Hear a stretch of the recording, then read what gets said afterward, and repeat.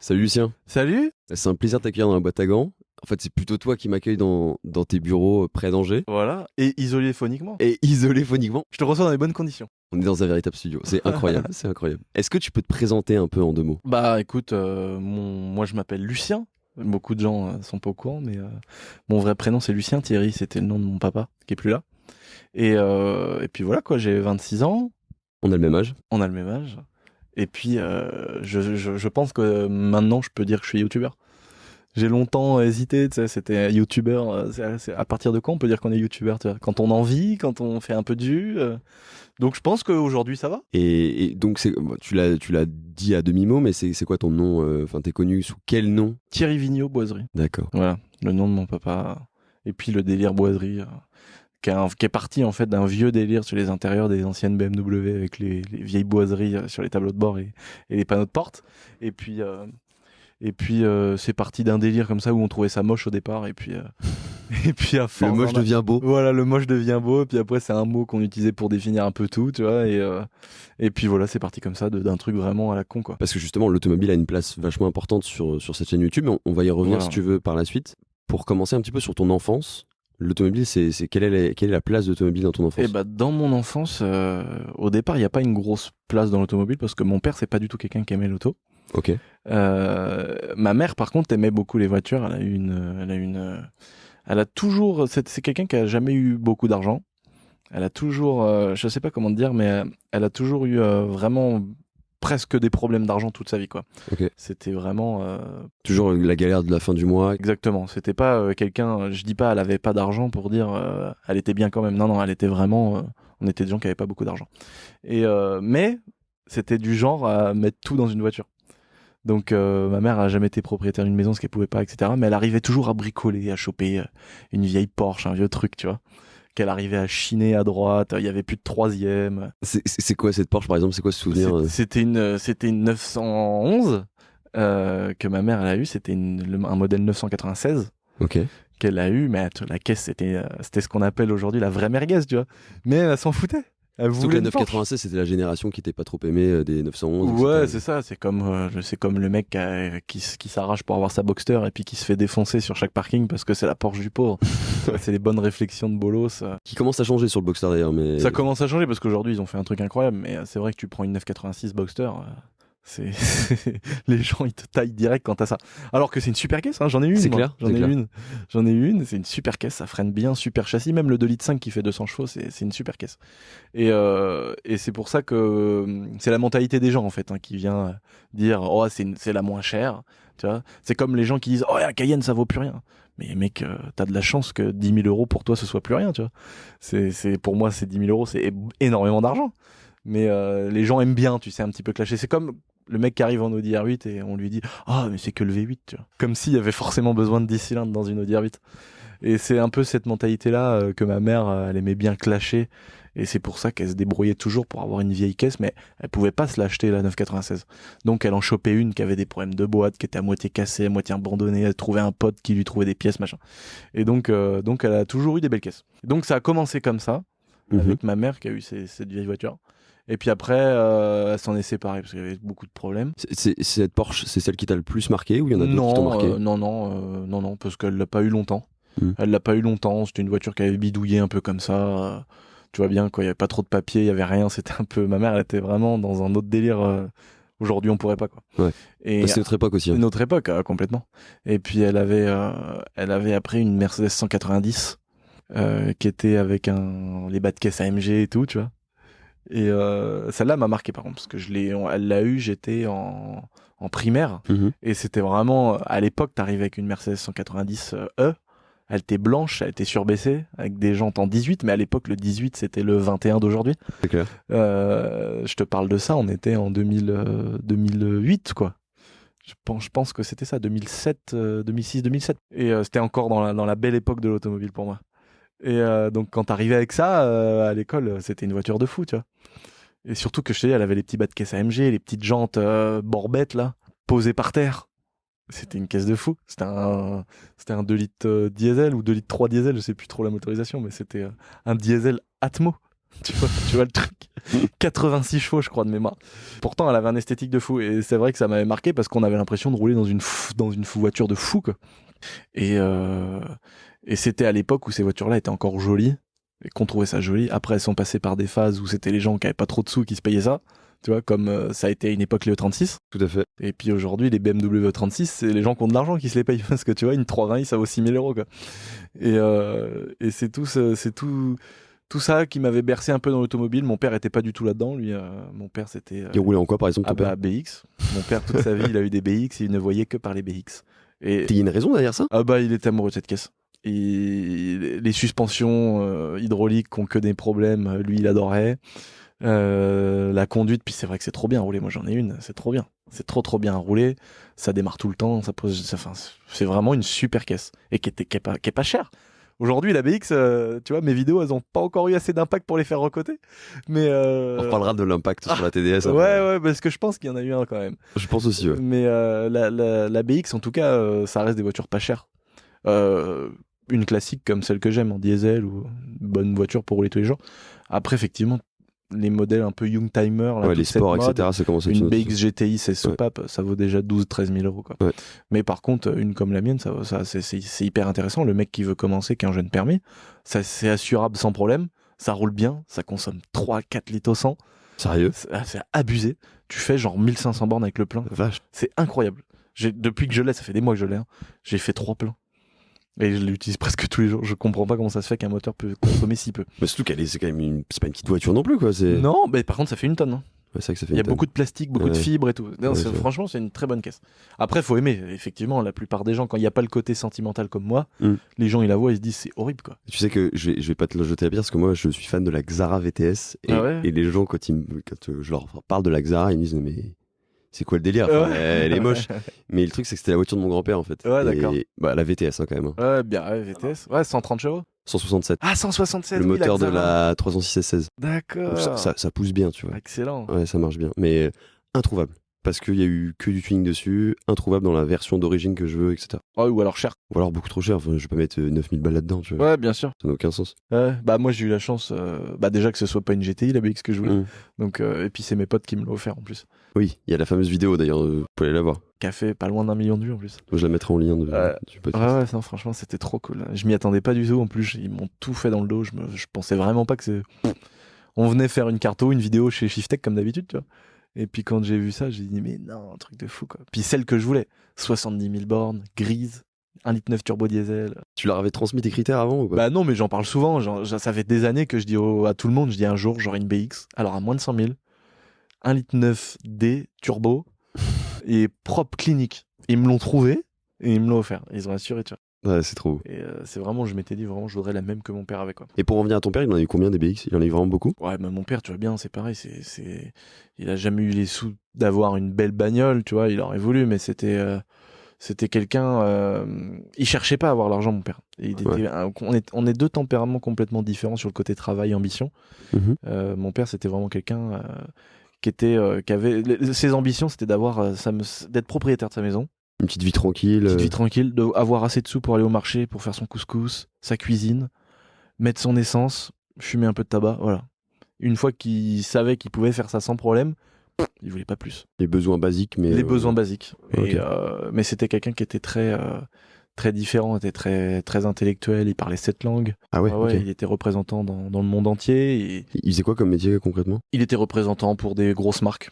Il y avait des grosses marques de jardinerie, il y avait des grosses marques qui fabriquaient tous les outils pour équiper qu'on appelle ça les abattoirs. Donc tu sais, tous les gros crochets, les rails, les rouleaux, les roulements, etc. Et du coup, il allait vraiment dans tous les pays. Et l'avantage de parler 7 langues, c'est qu'il... C'était quoi les 7 langues? Il parlait arabe, anglais, espagnol, italien, russe, allemand, français, et puis j'en oublie certainement. Mais le pire, c'est qu'il parlait arabe, mais il l'écrivait, enfin c'était fou. Et il a appris ça tout seul comme ça? Dans les livres, il a fait des études littéraires, et il a tout appris dans les livres. Et c'était un...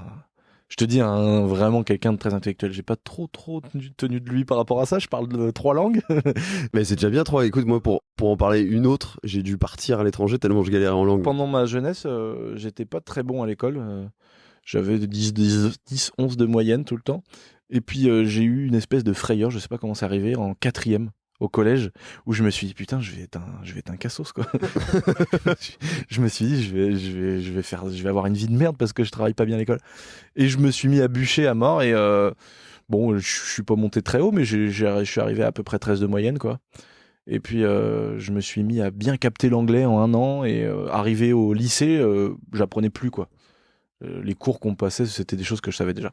Et donc l'anglais, je suis pas un bilingue parfait, mais je peux faire ce que je veux sans problème. Je peux acheter une voiture, la négocier, tu vois, ou parler de choses assez techniques, donc ça va.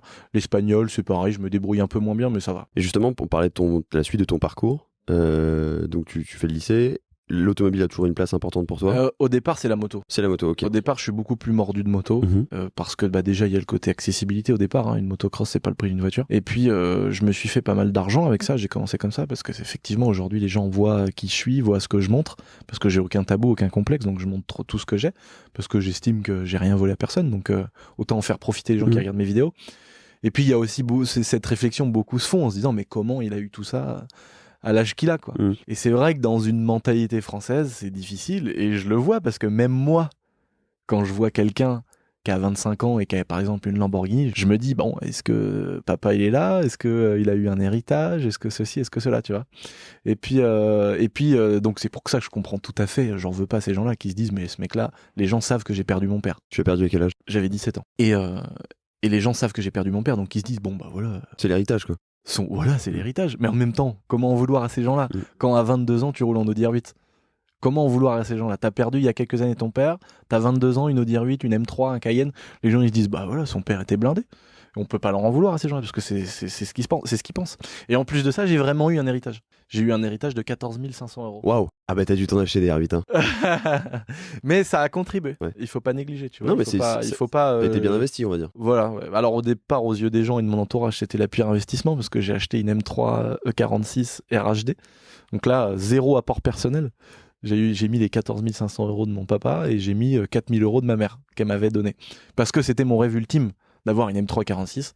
J'avais une 325 TDS que j'ai gardé, je sais pas, 3 semaines. J'ai eu mon permis, pendant 3 semaines, j'ai roulé un TDS. Et après, j'ai pu acheter tout de suite la M3. Donc j'ai mis tout l'argent que j'avais. Il me restait 500 balles sur mon compte et j'ai mis tout ce que j'avais dans la M3. Est-ce que tu peux expliquer ce que c'est que RHD pour les gens qui connaissent pas? RHD, c'est la conduite à droite. Voilà, c'est le volant qui est à droite pour les véhicules anglais. Et donc j'ai été chercher cette voiture qui venait d'Angleterre. Et les gens m'ont dit, et c'était le début des RHD, je te parle de ça fait presque 10 piges. Ça fait 8-9 ans. Et du coup, les gens, une voiture volant à droite, ils se disaient, mais c'est pas possible, c'est invendable, comment tu vas faire? Il y a toujours ce cliché-là d'ailleurs. Mais... Il y a toujours ce cliché-là, mais bon, ça s'est beaucoup démocratisé. J'en ai pas mal fait la promotion des RHD aussi, tu vois. C'est vrai. Pendant 3 ans, j'ai dit que c'était bien, et je le pense toujours. Après, aujourd'hui, il y a plus de problèmes. Il y a beaucoup de gens qu'on a importé, il y en a énormément en France. Les gens ça commence à se vendre plus cher. Le Brexit qui arrive en plus, c'est compliqué. Le Brexit, ça y est, c'est fait, c'est terminé. Maintenant, il y a une surtaxe, il y a un dédouanement, enfin, c'est horrible. Et puis, les assureurs qui veulent plus assurer, parce que les gens, ils ont fait comme moi, ils ont acheté un RHD, ils ont roulé 3 ans avec, ils ont jamais homologué. Tu te fais flasher, tu reçois pas l'amende, t'es garé sur un parking, le PV tu le prends pas, tu te fais arrêter par les gendarmes, ils comprennent pas, tu vois, ils savent pas trop, tu leur dis bah voilà, en cours d'homologation, il y a pas de loi. Ouais, il y a une espèce de vide, ouais. Il y a un espèce de vide juridique qui fait que tu peux rouler en RHD entre guillemets légalement pendant des années.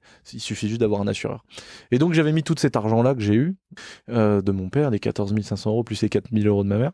Parce que j'avais acheté tout de suite, là, tu sais, j'avais pensé à la carte grise et tout ça. Et c'était une voiture que j'avais acheté 17 000 €.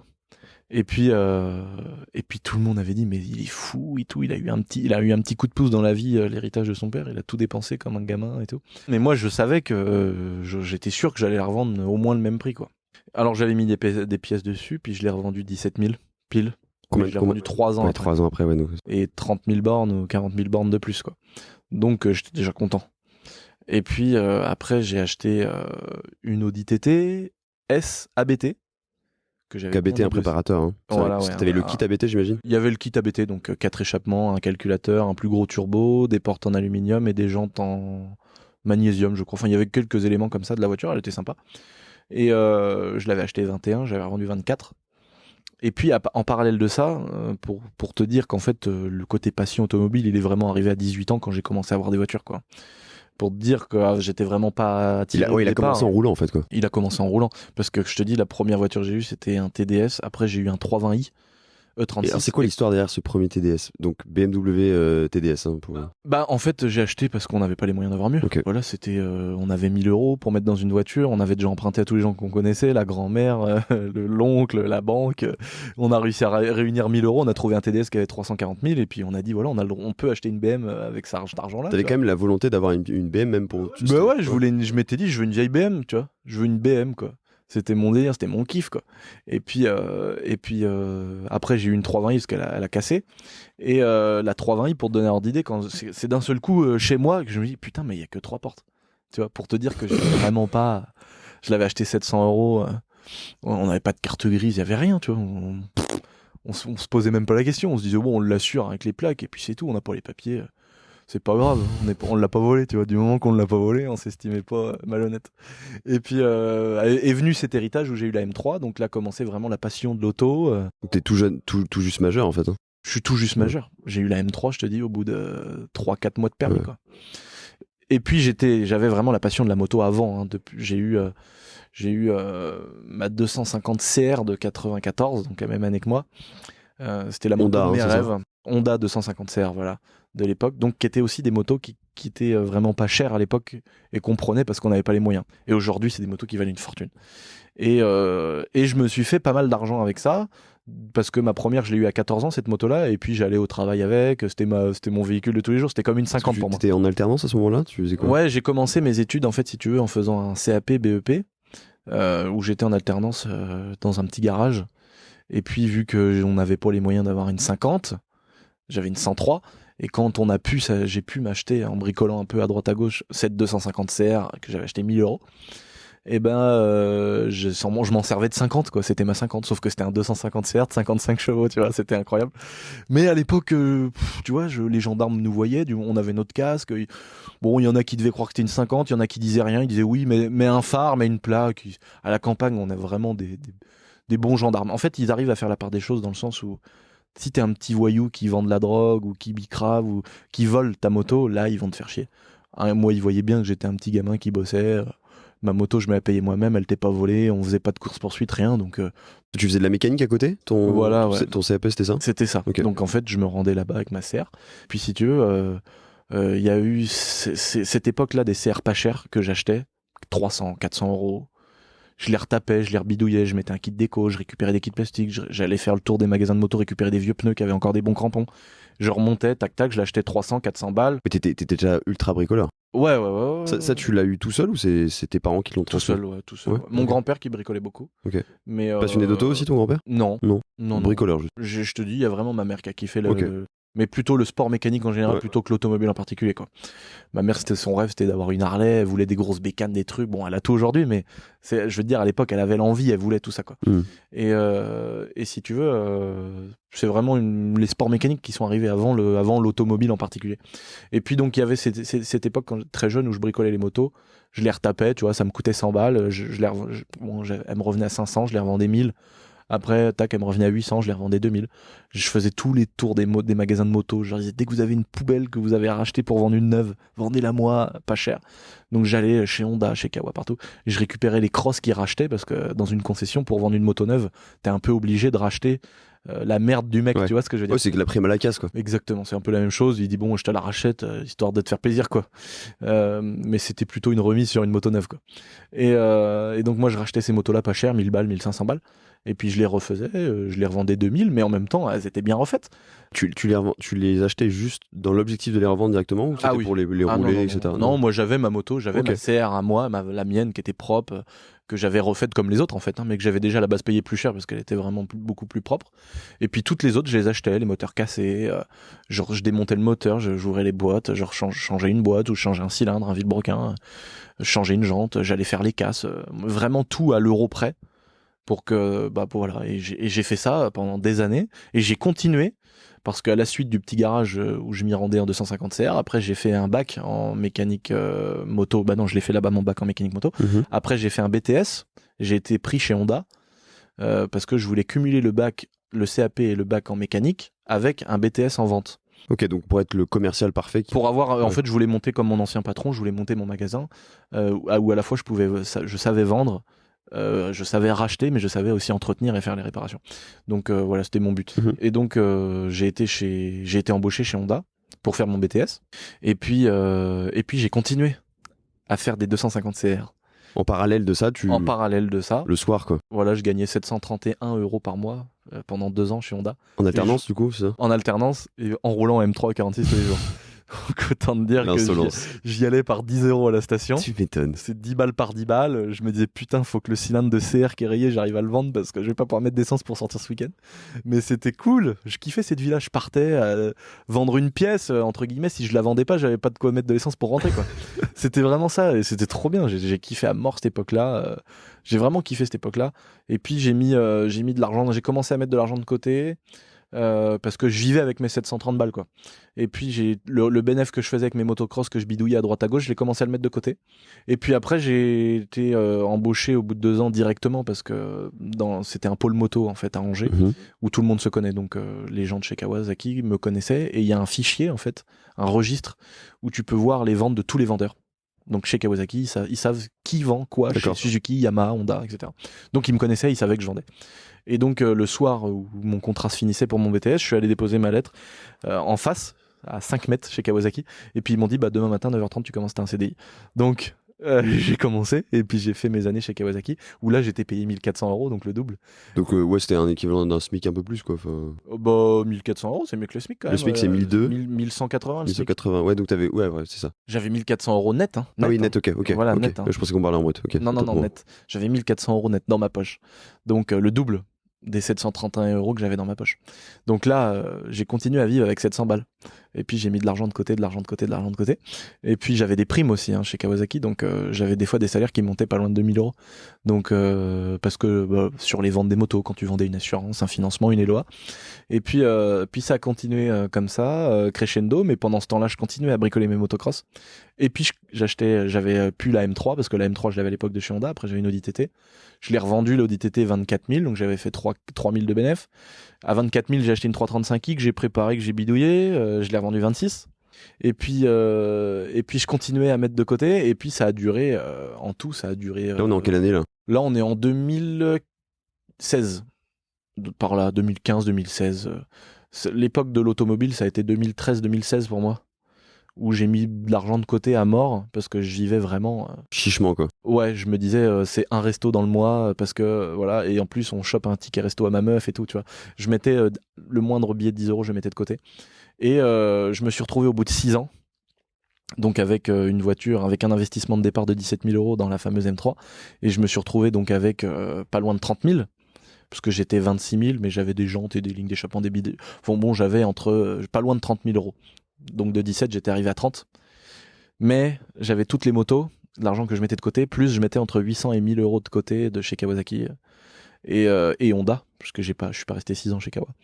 Et au final, je me suis retrouvé avec 40 000 € d'argent que j'avais mis de côté pendant ces 6 années-là, entre les motocross que je bidouillais, les trucs, les machins.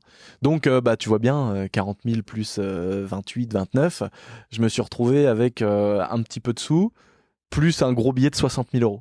Et le rêve, pour moi, ultime, c'était une Audi R8. Donc, j'ai tout mis dans une Audi R8, que j'ai acheté 60 000 €. Et il me restait, je sais pas, peut-être... Donc, tu revenais plus ou moins à la situation de base. Exactement. Donc, il me restait 8 000 balles. J'ai dû en mettre 3 000 dans la carte grise. Les autres 3 000, ils sont passés le premier mois dans l'essence, ou tu vois bien, dans les conneries que j'ai mis dedans. Et puis, je me suis retrouvé comme un con, quoi, à finir à avoir des fins de mois comme d'habitude. Je continuais les motos, tout ça, mais bon, il y avait une voiture qui me coûtait cher, l'assurance c'était 160 balles par mois, enfin c'était, tu vois. Mais j'avais mon Audi R8, je m'en foutais, je l'avais. Voilà, j'étais content comme ça. Tu faisais faire des jaloux dans le coin là, non ? Ah ouais, je faisais des jaloux, mais je me rendais moi-même pas compte que c'était un petit peu dangereux de faire ça, dans le sens où l'aspect financier, il était pas stable. J'avais l'universalité de mon argent dans une voiture. Et puis à côté de ça, j'avais même pas 1000 € sur mon compte. Et puis, mais j'étais très heureux comme ça, j'étais content. Je me sentais pas, j'avais pas cette sensation de me dire oulala, qu'est-ce que je fais si je casse une jante, j'ai pas les moyens. Je me rendais pas compte. Je kiffais, j'étais là, j'allais au bord de la mer, j'allais en soirée, j'allais en boîte. C'était trop bien, quoi. Et je me rendais pas compte. Et maintenant, ça serait aujourd'hui, si j'avais pas de quoi payer 3 fois l'Audi, je la revendrais en me disant, oh là là, c'est les choses que je fais, tu vois. Parce que mais t'es passé par cette phase-là, t'avais besoin de passer par cette phase-là. Ouais, je suis passé aussi par cette phase où j'avais un besoin un petit peu de dire, j'y arrive, tu vois. Où t'as l'Audi R8, mais tu l'as aussi pour montrer un peu que t'es là, quoi. Ouais, le côté statutaire aussi, quoi. Voilà, exactement. C'est comme le mec qui s'achète une Rolex, tu vois. Il l'a par passion de l'horlogerie, mais la plupart des gens qui ont des Rolex, c'est pour moi avoir, si tu veux, cette échelle sociale de dire voilà, je suis présent, quoi. Et à cette époque-là, j'étais comme ça. J'étais comme ça un peu en me disant bon, je suis content d'arriver sur le Rasso avec la plus grosse caisse. T'étais super jeune aussi, hein. J'étais super jeune, j'avais cette envie de tu vois, du mec qui a galéré toute sa vie. Tu vois, on a habité en caravane avec ma mère, mais c'était pas par choix ou parce qu'on était des gens du voyage. C'était vraiment parce qu'on n'avait pas le choix d'être dans une caravane, quoi. Tu vois, pas d'eau, pas d'électricité, on se lavait dans une casserole. Enfin, on a connu, je suis pas en train de dire que j'ai eu une sale vie parce qu'on a kiffé cette époque. Donc il y a des gens qui ont eu des sales enfances, etc. Pas moi. Nous, on a vécu dans le besoin, mais on kiffait, on n'était pas malheureux, on était à la campagne, on était un peu libre, entre guillemets. Donc voilà, mais on a eu des moments un peu rustres, quoi. On a mangé notre pain noir, comme on dit. Et donc j'avais ce besoin de revanche, entre guillemets, de dire bon, maintenant je roule en Audi R8, voilà quoi, ça y est, j'ai réussi à sortir un peu de la merde. Mais ce que beaucoup ne savaient pas, c'est que le soir je rentrais dans ma caravane avec mon Audi R8, quoi. C'était la phase sombre, ça. C'était la phase sombre, mais en même temps j'étais aussi un peu fier de ça, ouais. Parce que c'était rigolo, les gens le savaient pas, mais je le racontais à tout le monde, quoi. Je disais, les gens ils me disaient ouais, le mec il a une Audi R8, il est blindé. Je disais non mec, j'habite dans une caravane, frère, elle prend l'eau. Quand il pleut dans ma douche, je prends aussi l'eau du ciel, quoi. T'avais clairement plus de confort dans ta R8 que dans la caravane. Ah grave. J'avais fabriqué un espèce de truc avec des bouts de bois que j'avais coupé dans la forêt, et j'avais tendu 3 bâches pour faire un garage devant le mobil-home. Enfin, c'était une époque que j'ai kiffé. C'est pas en mode oh le pauvre, il a vécu en caravane. Non, on a kiffé cette époque. C'était dur, on mettait effectivement quand il est l'hiver, on mettait 4-5 couettes, mais au final on était bien quand même, quoi. Et tu poursuis donc ta carrière en tant que vendeur expert moto. Voilà, ouais, passionné, vrai, très très passionné. Il y avait aucune caractéristique que je maîtrisais pas sur toute la gamme que je vendais. C'est toujours le cas maintenant ou pas, ou un peu moins peut-être? Bah un peu moins parce que tu t'intéresses beaucoup aux motos que tu vends. Tu vois, quand quelqu'un arrivait et puis qui me posait une question sur la Ninja H2, je connaissais le taux de compression dans le compresseur, je savais la vitesse de pointe parce que forcément j'avais été à fond avec. T'en penses quoi du coup de la H2 parce que ça m'intéresse ça, tu vois? Bah la H2 c'est une super moto, je te parle de la H2, pas les nouvelles, hein, parce que depuis il y a les H2 SX qui sont sortis, donc j'ai pas suivi, tu vois. Donc c'est des motos de tourisme, hein, il y a aussi des qu'on appelle ça de roadster, voilà. J'oublie toujours le nom, des roadsters qui sont sortis avec le compresseur, et qui aussi, il y a d'autres motos qui ont la dénomination H2 aujourd'hui. La vraie H2 de base, c'est celle qui est sortie en 2016. Kawasaki H2, hein, pour les gens qui connaissent pas. Qui est H2 à ne pas confondre avec la H2R, parce que la H2R, c'est la moto qui n'est pas homologuée, qui fait 326 chevaux. Et qui est incroyable, j'ai essayé, c'est une moto incroyable. C'est vrai, t'as essayé ça? Ouais, j'aurais vraiment peur d'essayer ça. C'est incroyable. Et il y a la H2, le modèle homologué, donc qui a 98% la même, sauf qu'il y a la cartographie qui change et 2-3 petits paramètres, qui est une moto déjà folle parce que quand tu la débrides, elle fait 270 chevaux. Et je sais pas si tous les auditeurs se rendent compte, parce qu'il y a sûrement pas il y a pas que des motards, mais sûr, le rapport poids-puissance, il faut juste penser comme ça, en fait, c'est n'importe plus quoi. de chevaux que de kilos, parce que c'est 238 kilos pour 270 chevaux débridés. Hein. Et c'est une super moto avec un compresseur, donc qui n'est pas un turbo, hein, le compresseur. T'as ce bruit caractéristique aussi du compresseur. Le bruit du compresseur, le côté linéaire et pas le côté turbo, parce que le compresseur il est alimenté par le mécanisme du moteur, par le vilebrequin, c'est une casquette de pignon et puis une petite chaîne, tandis que le turbo, lui, il est alimenté par les gaz d'échappement. Donc t'as un effet turbo qui est un peu comme une valve d'échappement sur un deux temps, où tout vient d'un coup. Qui était qui était le défaut des anciennes motos turbo qu'il y a déjà eu chez Kawasaki, où t'avais rien et d'un seul coup t'avais 200 chevaux qui arrivaient. Et là t'as le compresseur, donc c'est très linéaire, mais ça marche très fort. C'est vraiment une super bécane. Mais c'est pas une sportive. Beaucoup de gens croient que c'est trop lourd peut-être pour c'est un peu plus lourd qu'une sportive, hein, au moins 40 kilos de plus. Et puis c'est surtout que la position n'est pas une position de sportive, c'est plutôt la position d'une 1400 ZZR. Ou d'une grosse GT, quoi. Une grosse GT routière sportive, quoi. Tu vois ce que je veux dire? C'est pas une ZX10, quoi. Oui, tu la mets dans des petits virages sinueux, je pense qu'elle se fait manger rapidement par autre chose, quoi. Ouais, sur circuit, les ZX10 sont plus rapides alors que c'est des motos moins puissantes. Mais voilà, quoi. En tout cas, pour reparler de cette époque de chez Kawasaki, j'ai vraiment été passionné par le côté mécanique, les belles motos, avoir des passionnés aussi, parce que l'avantage de la moto, c'est que t'as une clientèle de passionnés. Les gens aujourd'hui n'achètent plus les motos comme à l'époque. À l'époque, les gens achetaient des motos parce qu'ils n'avaient pas les moyens d'avoir une voiture. C'était une raison économique. Et puis aujourd'hui, les gens, aujourd'hui, bon, il y a des gens qui achètent des MP3 pour aller au travail, à Paris, etc. Mais aujourd'hui, la grosse clientèle, 90% de la clientèle moto, c'est des gens passion, plaisir, quoi. Et donc c'est cool parce que t'as une façon de vendre qui est différente. Tu vends pas pour le besoin. Tu vois, le mec qui arrive chez Citroën et qui dit bah moi il me faut absolument un coffre de 200 litres, 5 places, j'ai 3 gosses, je veux que ça consomme tant parce que dans mon budget c'est comme ça, et la carte grise et l'assurance. Là le mec il arrive, il se fait kiffer, il dit moi je veux un petit roadster, je veux me balader l'été avec ma meuf. Ouais, ça change la relation, c'est clair. La relation elle est différente. C'est clair. T'as pas un mec qui arrive stressé en se disant moi je veux ce prix là sinon je vais voir ton concurrent. T'as le mec qui dit moi je veux celle-là. Il a le smile. Il a le smile, il veut kiffer, il l'essaye, il est content. Puis voilà quoi, tu l'emmènes sur le bon produit qui lui correspond. Et j'ai vraiment kiffé cette époque. Et donc par rapport pour en revenir à ta R8, tu l'as gardé combien de temps? Ma R8, j'ai dû la garder 3 ans, un peu plus de 3 ans. Ouais. Et t'as tenu le coup quand même, fort. Hein. Ouais. Après, c'est tombé aussi à la période où je travaillais chez Kawasaki, où je gagnais 2000 balles, enfin 1400 tout le temps, et puis j'avais des primes. Bon, avec 1400, si t'as pas de couilles sur la R8, entre guillemets, tu peux l'entretenir, quoi. T'en as pas eu? Non. Donc t'as été plutôt chanceux. Ça, il y a des bonnes voitures, il y a des problèmes, mais j'avais fait en sorte de pas avoir ces problèmes. Je l'avais acheté parce que elles ont des problèmes de boîte de vitesse, les Audi R8 de première génération, avec la vilaine boîte de vitesse, et je l'avais acheté parce que la boîte avait été changée justement. Donc j'avais éliminé ce souci principal. Après, à côté de ça, ça reste un châssis qui est un très bon châssis. C'était des freins acier. Et puis quand tu bricoles, la vidange, tu la fais toi-même. C'est vrai que tu bricoles. Voilà, les pneus. Moi, je serais plus embêté, je te le dis. Bah voilà, moi, si tu veux, tu l'emmènes chez Audi, ça te coûte 2000 € la révision. Alors que moi, les pneus, je les changeais moi-même. Ça me coûtait cher parce que les pneus étaient plus larges, mais puis ça bouffait plus d'essence. Mais sinon, mécaniquement, c'est pas une voiture qui m'a coûté cher, hein, pas du tout. Et donc j'arrivais à l'assumer avec mon billet de 1400 € par mois, quoi. Est-ce que c'est la voiture aussi qui te lance sur YouTube? Au départ, oui. Comment ça se passe un petit peu Alors non, je suis en train de... Il y a eu un peu des deux. Okay. En fait, si tu veux, ça a commencé quand je travaillais chez Kawasaki, où j'ai une copine qui m'avait dit « Ah, t'as pas Snapchat et tout ?» J'ai vu « C'est quoi ce truc de merde et tout ?» Puis elle m'a dit « Ah, mais c'est drôle, tu envoies des photos à des gens, ça dure 24 heures, après ça s'enlève automatiquement. » J'ai dit « Ah ouais, rigolo quoi. » J'ai dit « Vas-y. » Donc j'installe ça en 2016. J'installe Snapchat. Et puis je commence à me lâcher en mode j'envoie des vidéos de gogol à mes potes. En mode je fais vraiment l'autiste, tu vois, je fais vraiment l'idiot, je fais n'importe quoi. Et puis mes potes, au bout de quelques semaines, ils me disent mec, il faut vraiment que tu te mettes en public parce que nous au taf, on est 5 derrière un téléphone, 5 ou 6 derrière un téléphone, mets-toi en public comme ça, chacun peut regarder. Puis moi j'ai dit mais t'es nerveux, j'ai la honte. J'ai la honte, je fais le mongol, tu vois, je fais vraiment n'importe quoi, tu vois, je me balade tout nu avec un god sur la tête, je raconte des conneries, c'est grossier et tout. Je dis t'es fou, jamais de la vie, je vais me ridiculiser en public, quoi. Et puis à la fin, les gens ils disaient mais mec, les gens kiffent.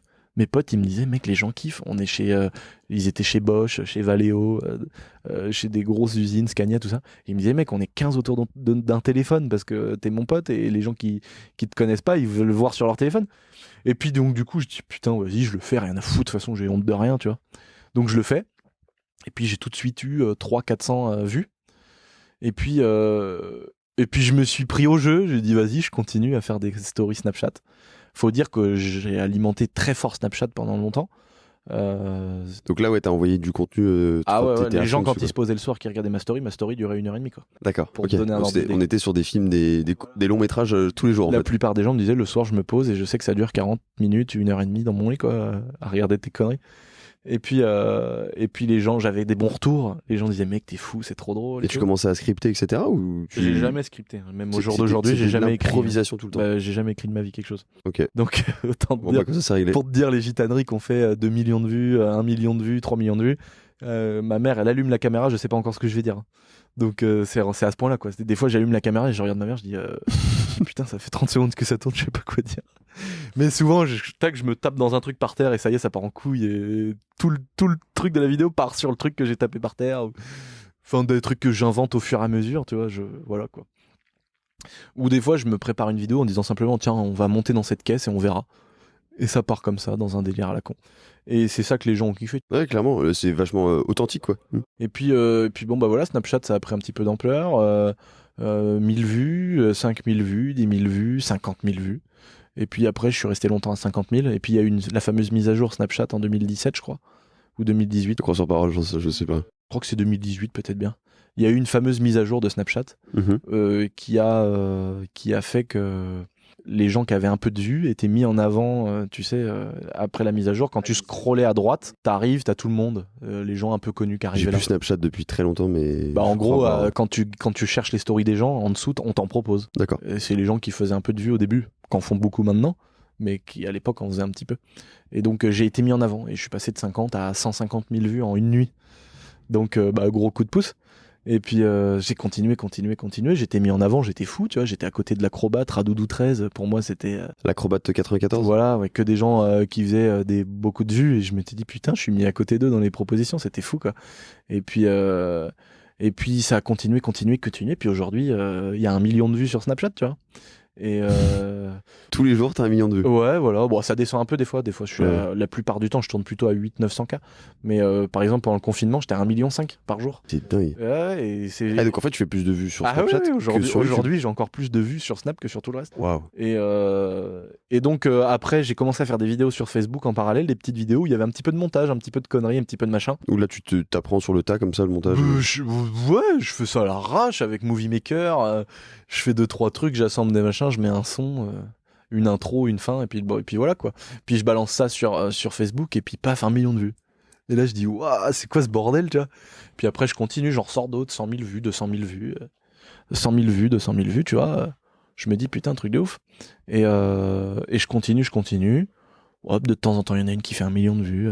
Et je me dis mais c'est ouf, quoi. Puis tout le monde sur Facebook me dit mec, c'est trop cool ce que tu fais, t'as un bon potentiel. Là, l'automobile, t'es déjà bien en place. Là, je suis dedans, ouais, parce que je commence les vidéos sur YouTube, je fais des petites présentations de mon Audi R8. C'était le thème principal de... Non, le thème principal de mes vidéos et de Snapchat, c'était vraiment le lifestyle, les conneries, les délires. Okay. Raconter de la merde, se déguiser, faire des wheelings en motocross, faire que de la merde, bricoler, tout ça. Je montrais ma vie un petit peu différente, quoi. Et puis, l'automobile est venue aussi. Mais c'est d'abord comme ça que ça s'est passé. Et puis après les gens me disaient mais mec, il y a un bon potentiel et tout, va sur YouTube, au moins tu gagneras ta vie, quoi. Et puis j'ai dit moi j'ai dit mais non, mais comment ça je gagne gagner ma vie, parce que j'avais déjà mis des vidéos sur YouTube. Surtout que t'avais encore ton taf. Je travaillais chez Kawasaki. Ouais, bien sûr. Et puis j'ai mis des vidéos sur YouTube, mais je savais pas qu'on pouvait gagner de l'argent. Puis les gens me disaient ouais mais mec, faut monétiser et tout, tu peux gagner de l'oseille. Puis je disais c'est pas avec le peu de vues que j'ai gagné de l'argent et tout, tu vois. Parce que là on est en 2018, quelque chose comme ça. Ouais, ça doit être ça. Ouais. Je suis très mauvais pour les dates, mais moi je suis pas très bon non plus. Ouais, je crois que ça doit être ça. Ouais, 2017. Hein, Non, on est en 2002. On est plutôt fin 2016, début 2017. D'accord, ok. Donc ça ferait là c'est ta 4e année, 5e année. Ouais, là ça fait 4 ans que j'en fais. Ouais. Ok. Que je suis sur YouTube, on va dire entre guillemets sérieusement. Mm-hmm. Et puis voilà, je commence à faire ça. Ça continue à augmenter. À l'époque, j'avais 50 000 vues, je te dis, 50, 100 000 vues. Ouais, c'était fou pour moi, je me disais c'est pas possible, quoi, il y a autant de gens qui regardent de la merde comme ça, tu vois. Que c'était vraiment, je faisais que de la merde, je me maquillais, je lâchais des grosses caisses. Bon, j'ai pas changé, je fais que de péter dans mes vidéos, mais je faisais plein de merde, quoi. Je me disais putain, je faisais brûler des bagnoles en live et tout, et je me disais putain, les gens ils kiffent. Et je me disais c'est trop chelou, quoi. Et j'ai continué, et puis là j'ai commencé à avoir mes premiers abonnés, les premiers fans entre guillemets, et les gens venaient faire des photos chez Kawasaki. Et il y a des gens qui faisaient 3 heures de route et tout, et là je comprenais pas, je me disais quoi, il est venu que pour moi.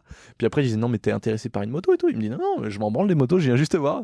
Je disais quoi et tout. Comment il réagissait tes supérieurs? Ah bah très mal. Ah bah tu m'étonnes. J'ai en partie arrêté à cause de ça, parce que mon patron il supportait pas que des gens venaient me voir entre guillemets parce que j'étais un peu connu, quoi. Et ça a commencé, je te dis, quand j'avais 50 000 abonnés, les premières personnes qui sont venues me voir sur le travail, parce que je snappais dans le magasin, je montrais les motos et tout, parce que je pensais pas qu'il y avait un impact. Je montrais ma vie, j'étais content de travailler dans un magasin de moto. Pour moi, c'était prestigieux d'être vendeur, quoi. Mmh. Et puis du coup, les gens savaient que j'étais à Angers, et à Angers, il y avait qu'un Kawasaki, et du coup, les gens, pas con, ouais, les gens arrivaient, et puis ça a commencé un par semaine. Après, ça a été 1 par jour. Après, c'était 5 par jour. Et c'était un petit défilé, quoi, au magasin, et mon patron il commençait à péter un câble. Et puis puis tout le monde me disait mec, il y a un beau potentiel et tout, t'as 20 ans, vas-y. Et puis c'est vrai que t'as que 20 ans à ce moment-là, quand même. Ouais, c'est ça. Et puis mon patron commence à me faire des réflexions et tout. Puis au bout d'un moment, je lui dis bon écoute, on va pas se fâcher. J'ai pas envie qu'on se fâche et puis qu'on se tape sur la gueule. J'ai dit on va arrêter, je vais arrêter. Et puis je vais essayer. J'ai 20 ans, j'essaye. Si mes vidéos elles marchent et que je peux en vivre, tant mieux. Si ça marche pas, j'aurais essayé. Donc j'arrête. Je lâche le fameux CDI. Et ouais, donc t'as plus de parachute entre guillemets. Ah bah non, parce que dans ma famille, moi, j'étais entre guillemets presque le premier à avoir un CDI dans ma famille, tu vois. Et le CDI, c'était le Graal. T'as un CDI. Et tu lâches ça, donc l'offense. Ah ouais, mais bon, j'avais bien géré le coup parce que le jour où j'ai eu le CDI, le jour où ma période d'essai de CDI est passée, j'ai acheté une maison. Je me suis dit, j'ai un CDI, si je le perds demain, je veux emprunter, quoi. Donc j'ai acheté la maison à mes grands-parents. Et donc la maison dans laquelle je vis encore aujourd'hui. Et puis donc je me suis pris un petit crédit pour payer cette maison. Et puis comment dirais-je, j'ai arrêté Kawasaki, mais bon, mon crédit était fait, donc je payais tous les mois ma maison, j'étais content. Et puis j'ai dit je vais essayer. Et puis bon bah ça a mis 1 an. Voilà, c'est souvent ce que font les youtubeurs. Ils se disent bon, je me lance, j'essaye dans 1 an d'en vivre. Mais moi au départ, je me suis lancé en me disant je me lance, c'est une bonne excuse, quoi. Parce que je m'étais dit mon gars, en vivre ça doit être une merde, toi. Et puis j'ai commencé à faire mes vidéos, mais j'ai fait plein de trucs dans le désordre, en fait. Tu vois, je gagnais pas d'argent, j'ai acheté les voitures que t'as quand tu gagnes de l'argent. Et puis j'ai pris un monteur alors que je monétisais pas mes vidéos. T'as pris un monteur direct? Ouais. J'ai pris un monteur dès que je suis parti de chez Kawa, parce qu'en mode je me suis dit je fais un truc sérieux, je prends un monteur. Mais ce qui t'a permis sûrement de mettre un gros rythme aussi de vidéos. Voilà. T'as quand même un sacré rythme. Bah ouais, voilà, 3 vidéos par semaine, fallait les assumer. Ouais. Et puis si tu veux, j'ai pris un monteur, mais lui je le payais en bricolant les motos. Oui, parce que t'avais pas de que ça, donc. Quand j'ai commencé à le prendre, je savais qu'on pouvait monétiser, mais c'était le début. Je découvrais, je savais pas si on pouvait gagner 100 balles ou 2000, ou tu vois. Et donc j'ai pris un monteur. Et puis c'était trop rigolo, quoi. On faisait plein de vidéos, puis au bout d'un moment, ça a commencé à prendre 20 000, 30 000. D'ailleurs, sur ma chaîne YouTube, j'ai toujours laissé dans à propos. Tu sais, quand tu décris un peu ta chaîne, j'ai toujours laissé dedans, et j'ai regardé hier comme par hasard. Et c'est marqué, ouais, merci, c'est incroyable, on est 31 000 sur ma chaîne. C'est vrai? J'allais voir. Ouais, c'est trop rigolo, et je l'ai jamais changé, ce truc-là. Ah bah change pas, c'est Ouais, ouais, je le changerai pas, du coup. Et du coup, si tu veux, les gens, bon, on était 30 000, 40 000, 50 000. Après, j'ai dit, ouais, mec, putain, je peux mourir demain si j'ai 100 000 abonnés, quoi. Et puis, j'ai réussi à avoir 100 000 abonnés, j'étais fou. T'en as combien là, juste pour les gens 698 000, je crois. Ouais, t'es presque 700 000. Presque 700 là. Normalement, demain ou après-demain, on devrait les avoir. Et donc je me dis, putain, j'ai 100 000 abonnés, c'est un truc de fou. Je suis un youtubeur, quoi. Je me dis, c'est fou, je suis un putain de youtubeur. J'ai réussi à arriver au niveau où je voulais, où je commençais à en vivre. Et donc, j'ai commencé à en vivre et j'ai commencé à dégager un salaire qui payait le monteur. Puis moi, je me payais comme ça, avec les motos. Ouais, tu vivotais, quoi. Je vivotais, mais je dépensais rien, tu vois. Je payais ma baraque, ma mère, elle me payait encore mon téléphone. J'avais pas trop de dépenses, hein. Et donc, du coup, j'ai pris un monteur. Et là a commencé le délire de l'automobile vraiment, vraiment fort. Parce que j'ai commencé à acheter... j'avais mon Cayenne, j'avais Porsche Cayenne, hein, ouais, mon Porsche Cayenne, j'avais l'Audi R8, et puis c'est là quand j'ai eu, je crois c'est dans les 100 000 abonnés, que j'ai eu mon histoire avec la Ferrari. Cette fameuse histoire. Et là, je suis rentré vraiment dans le kiff de l'automobile à 1 milliard %. Donc, quelle est cette fameuse Ferrari? Si tu veux, je suis arrivé dans cette période où de l'époque de l'Audi R8, j'étais un petit peu un branleur. Où je vidais des... tu mettais des coverings dorés, etc. Voilà, je l'avais fait en doré. Tu vois bien, je faisais des roues arrière en motocross en ville, pas mal de courses-poursuites. J'étais pas trop aimé des gendarmes et des policiers. Et puis, à juste titre, tu penses? Ouais, ils m'embêtaient pas trop, hein. En vrai, ils m'ont pas pourri la vie. J'ai eu pas mal d'emmerdes, hein, mais ils m'ont pas pourri la vie non plus, parce qu'ils voyaient bien que j'étais un branleur. J'étais pas un sale gosse, j'étais pas un voyou. Ma voiture, je l'avais achetée, je payais l'assurance, j'avais le permis, machin truc. Tu faisais juste des énormes conneries à côté. Voilà, sauf que je rôdais pendant 4 heures en ville, jusqu'à 4 heures du matin, je rôdais avec, je vidais un plein à tourner en ville avec mes potes, et les gendarmes, les flics et tout, ils en avaient marre de voir, ils disaient, mais putain, il nous nargue, il est que là, il fait une accélération dans la rue d'à côté, donc on entend, mais on le voit pas. Après, le soir, j'arrivais en motocross sans casque dans les rues d'Angers. Enfin, bon, j'ai eu ma période vraiment branleur, mais en même temps, ils savaient qu'il y avait rien qui était volé, donc ils m'embêtaient en me disant, calme-toi, mais c'était pas, ils me pourrissaient pas la vie non plus. Même si j'ai quand même cumulé les gardes à vue et les tribunaux et tout le bazar. Et en fait, donc j'étais pas trop aimé, si tu veux, à cause de cette voiture. Et donc j'allais souvent en garde à vue. Et en garde à vue, j'ai rencontré un commissaire de police. Et avec qui j'ai sympathisé, parce que lui, il s'attendait à voir un voyou qui volait des motos et qui faisait des roues arrière. Et lui, il m'a dit, écoute, là, c'est un premier rendez-vous, c'est pour te dire qu'il faut que tu arrêtes de venir en ville en moto, parce qu'on va venir chez toi, on va te perquisitionner, puis on va te prendre ta moto, et tu vas vraiment avoir des gros emmerdes, donc arrête. Et là, je l'ai regardé, moi tout stressé, j'ai dit oui monsieur, je veux pas perdre ma moto, tu vois. J'ai dit non, ah bon, je me rendais pas compte que c'était pas bien, que c'était fait, voilà, parce que je maîtrisais ma moto à 100%, donc je savais que je tombais pas, qu'il m'arrivait rien, que je maîtrisais, et je me disais c'est quand même vache de me courser en voiture alors que je fais un wheeling en moto, quoi. Tu vois, il y avait pas tout cet aspect illégal qui était dans ma tête, qui a bien changé aujourd'hui, tu vois, et du coup je rencontre ce flic là qui est devenu un pote, et c'est cool l'histoire. Donc il me sort de garde à vue et tout, et puis on parle, et puis il me dit putain, en fait j'ai affaire à un mec qui a 2-3 neurones dans la tête, tu vois. Il voit que j'étais pas un pauvre con qui volait des motos, qui faisait n'importe quoi. Puis je lui dis bah non, ouais, je fais de la bécane, et puis il me dit mais mec t'es fort et tout, il me dit tu devrais mettre plutôt ça en œuvre pour gagner ta vie, plutôt que de faire de la merde là, tu vois. Et il me dit tu te compares à des gens qui sont vraiment mauvais, alors que toi ce que tu fais à la rigueur, tu maîtrises ta moto, fais un truc bien.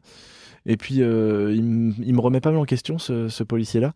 Et puis un jour il me dit bah écoute, j'ai une Ferrari que j'ai abandonnée il y a 16 ans dans un garage parce que j'ai cassé la boîte de vitesse et j'avais pas les moyens de la refaire, etc. Et puis ça devient mon pote, et on se voit souvent. On va au restaurant. Tu vas encore maintenant? Ouais. Oh, trop bien. Plus rarement, parce que maintenant il est détective privé sur Paris.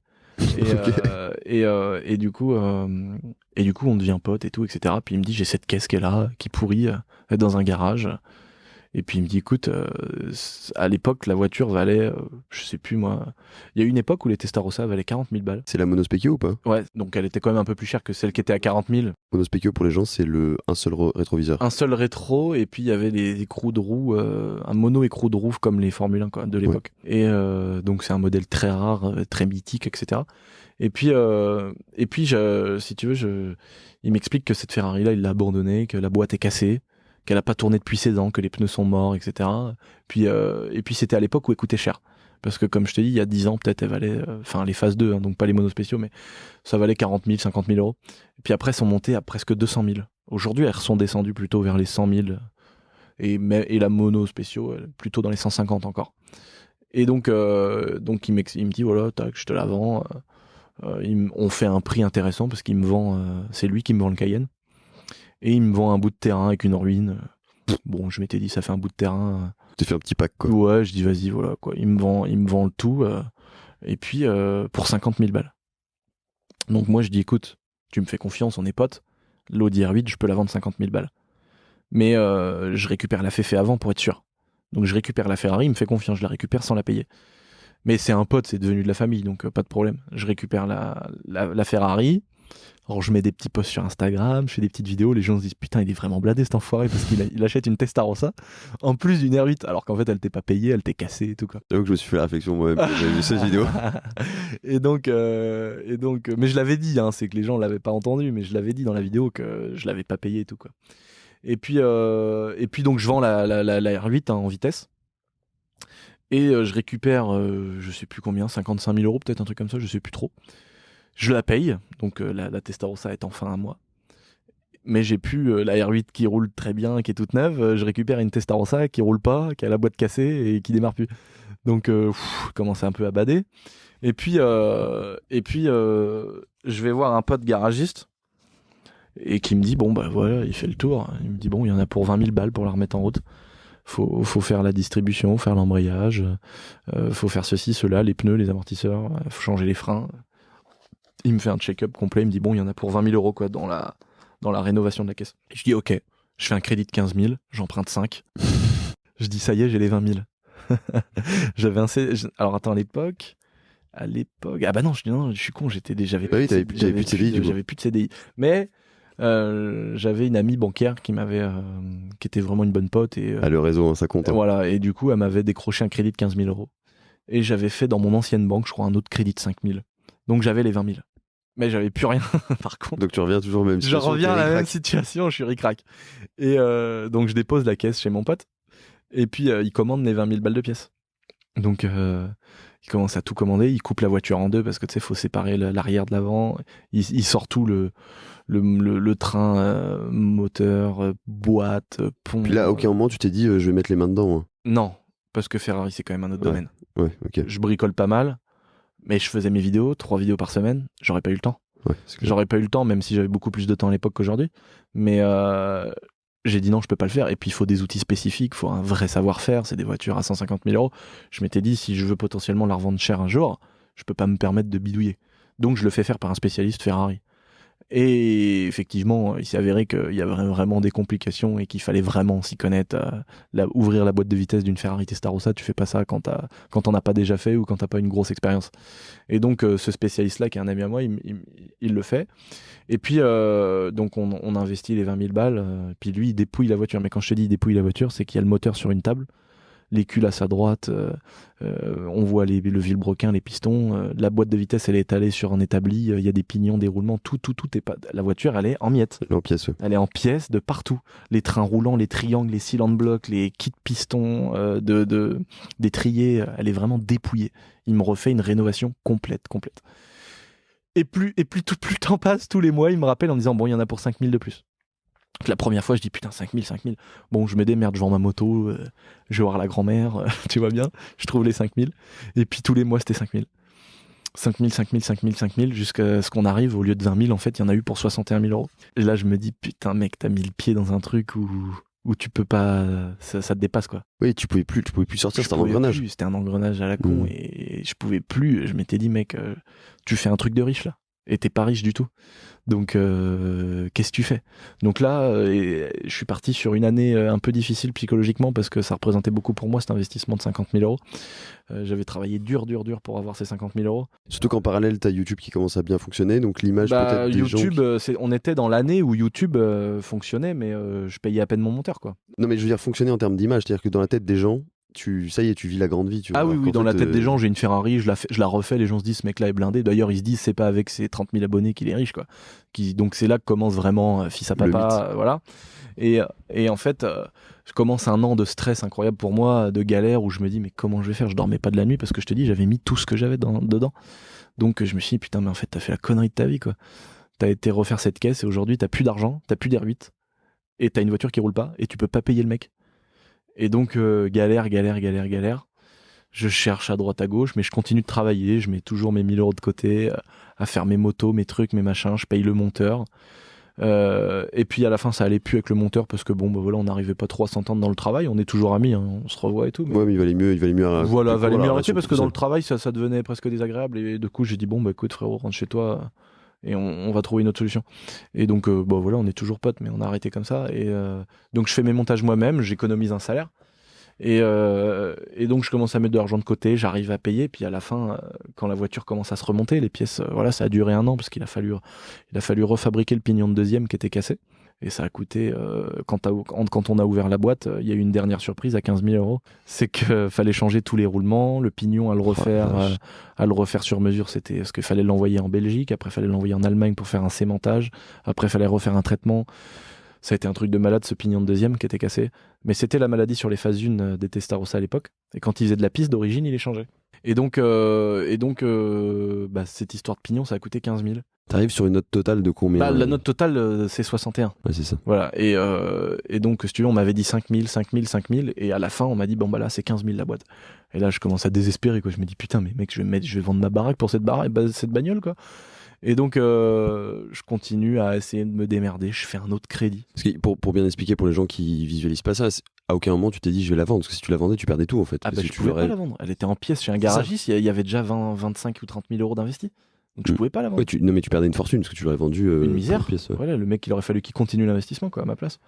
Donc c'était impossible. Et puis je voulais pas lâcher prise. Je voulais pas me dire mec j'ai fait de la merde, j'ai chié là dans la colle. Donc hors de question. Donc je refais un 3e crédit. Mon gars je m'endette à la mort. Je demande à ma mère de faire un crédit et tout, tu vois, c'est parti loin de ouf. Mais on n'avait plus le choix. Ma mère m'avait dit, on vend ma caisse, on vend ceci, on vend cela, on voulait tout vendre, tu vois. Mais on n'avait pas grand chose. Et donc on arrive à trouver un dernier crédit chez Sofinco.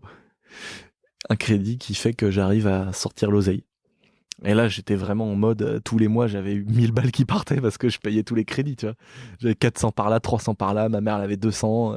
C'était vraiment n'importe quoi ce que j'avais fait. Mais je m'étais dit, putain, la voiture, je vais la refaire, je vais me démerder. Et il y a un bon coup à faire parce que la voiture, c'était une voiture qui allait me revenir à, on va dire, à peu près 100 000 euros, tu vois, sur les 50 000 balles, si t'enlèves le prix du Cayenne et tout ça. Bon, elle me serait revenue à 100 000. Bah, elle m'est revenue d'ailleurs à ce prix-là, à peu près 100 000. Et je m'étais dit, c'était une voiture qui cote 150, 160. En plus, elle a 30 000 kilomètres. Ouais, il y avait encore un joli coup à faire, mais tu t'étais dit, ouais, c'est un joli coup que j'aurais pas dû tenter parce qu'il était entre guillemets au-dessus de mes bottes. Voilà, c'est ça. Et puis, c'était la voiture de Petroschian qui l'avait achetée neuve à Monaco, le patron du caviar. Et la voiture, elle a 27 000 kilomètres. Elle est toute neuve, elle est première main. Enfin voilà quoi. Ouais, il y avait quand même une belle histoire derrière. Je me dis super quoi, peinture d'origine et tout. Bon, elle a quelques défauts de carrosserie, mais ça reste une Testarossa dans son jus. Et puis pas de borne et puis toute neuve quoi. Moteur refait, boîte refait, train roulant, amortisseur, frein, pneus. Enfin, elle est vraiment mécaniquement neuve.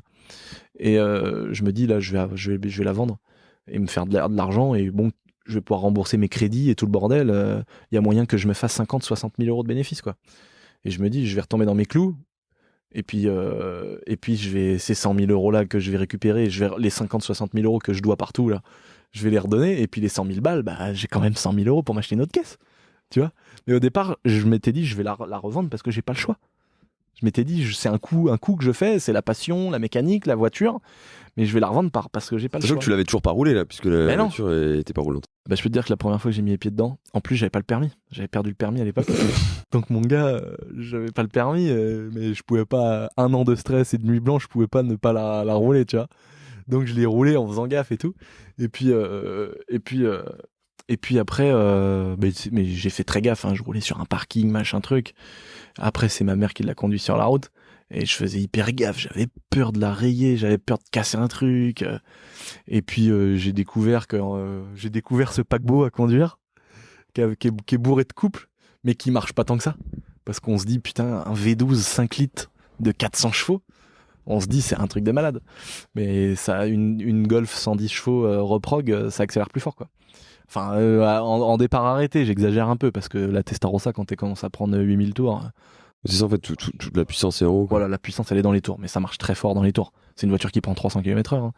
Donc ça reste incroyable, tu vois, pour l'époque. 85, avec des freins de Porsche 944, tu vois, les trucs sont gros comme une assiette. Mon gars, t'as pas d'ABS, t'as pas de direction assistée. T'as intérêt d'être solide dans la tête, ouais. Faut être bien accroché là. Zéro aide, le moteur à l'arrière. C'est une super caisse quoi. Par contre, faut faire de la muscu pour tourner le volant, pour passer les vitesses, l'embrayage, tout est dur. Et puis je la roule, et puis continue ma petite aventure sur YouTube. 100 000, 200 000, 300 000 abonnés. Et puis je commence à en vivre. Et je développe tout le côté entrepreneurial voilà, je découvre une autre passion. C'est le côté d'entreprendre, le côté business. Monter des business à côté. Monter des business, et puis comprendre la fiscalité, comprendre comment ça se passe, comment vit une entreprise, comment la faire vivre, comment la rendre pérenne, sereine, et puis comment lui faire du bénéfice. Et c'est une vraie passion que j'ai aujourd'hui, hein. Je me renseigne pour avoir les connaissances pour mes entreprises, mais aussi par passion maintenant. J'ai fait un master de droit des affaires, donc de droit fiscal. Donc putain, mais on va bien pouvoir parler alors. C'est super. Et donc je commence, comme tu dois bien savoir, en micro-entreprise, avec une imposition sur le chiffre d'affaires. Et puis au début c'est bien parce que tu as une gestion des finances qui est quand même beaucoup plus souple puis simplifié, ouais. Qu'en société. Alors les fiscalistes aiment pas ça en général parce qu'ils disent la micro-société, t'es payé, peu importe la marge que tu fais, tu payes sur ton chiffre d'affaires. Donc tu payeras pareil que tu fasses un coefficient 0,3 comme un coefficient 12. Donc c'est un peu dégueulasse pour ceux qui font pas de marge. Mais j'en faisais parce que YouTube c'est de la prestation de service, tu vois. Tu payes ta caméra, c'est sur tout ton temps. Et j'ai commencé ma marque de vêtements le jour où j'ai changé ma bio sur YouTube. Donc ma marque de vêtements a commencé quand j'avais 31 000 abonnés. C'est super vieux quand même. C'est super vieux. Mes vidéos n'étaient pas du tout vues que j'avais déjà ma marque de vêtements. Parce que mes tout premiers abonnés me disaient, mec, on veut s'identifier, fais-nous un t-shirt, je sais pas, fais-nous un truc. T'as réussi à créer cette communauté très forte, ouais. Malgré le fait que c'était entre guillemets un petit nombre c'est ça, au début. Quoi. C'est ça. J'ai la chance d'avoir une communauté qui est vraiment derrière moi à 200%. Tu vois, on fait une boutique éphémère. Mon gars, il y a des centaines de mètres de queue, des voitures partout, il y a intervention de la police, blocage des routes, ça part en couille à chaque fois, mais c'est trop bien.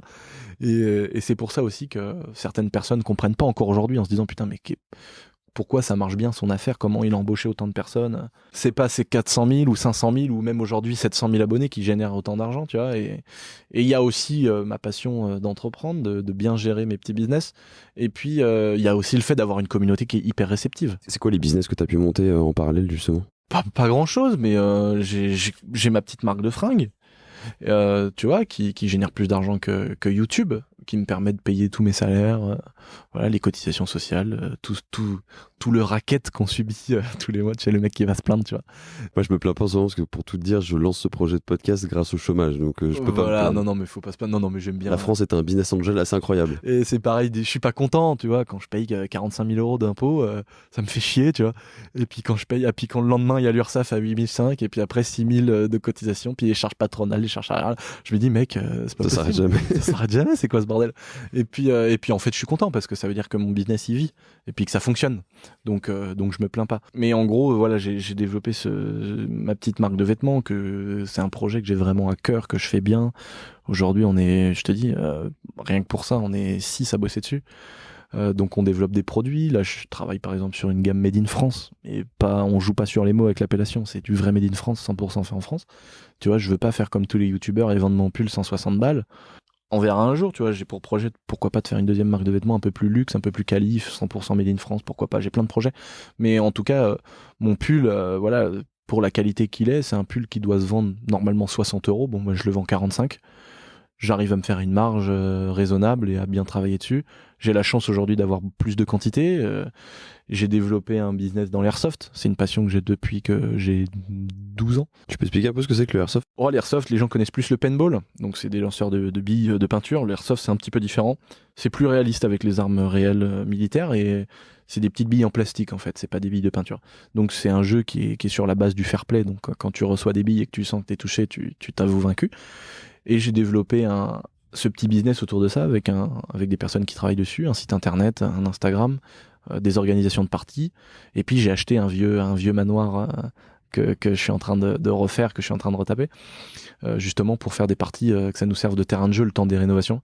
Et donc voilà, on organise des parties, on organise des rencontres abonnés, on fait des petites boutiques pop-up, on vend sur internet, on fait des concours, enfin on anime bien ce petit business. Est-ce que les personnes qui s'intéressent au airsoft, à ton entreprise de airsoft, sont aussi tes abonnés boiserie? Ou est-ce que des fois tu as des personnes qui sont... Alors voilà, l'avantage en fait que j'ai voulu mettre en place, c'est que c'est bien de proposer des choses à ses abonnés, c'est bien, mais au bout d'un moment je vais pas vivre que de ça, et puis j'ai pas envie non plus de passer pour le mec qui est là en train de vouloir vendre des trucs à ses abonnés.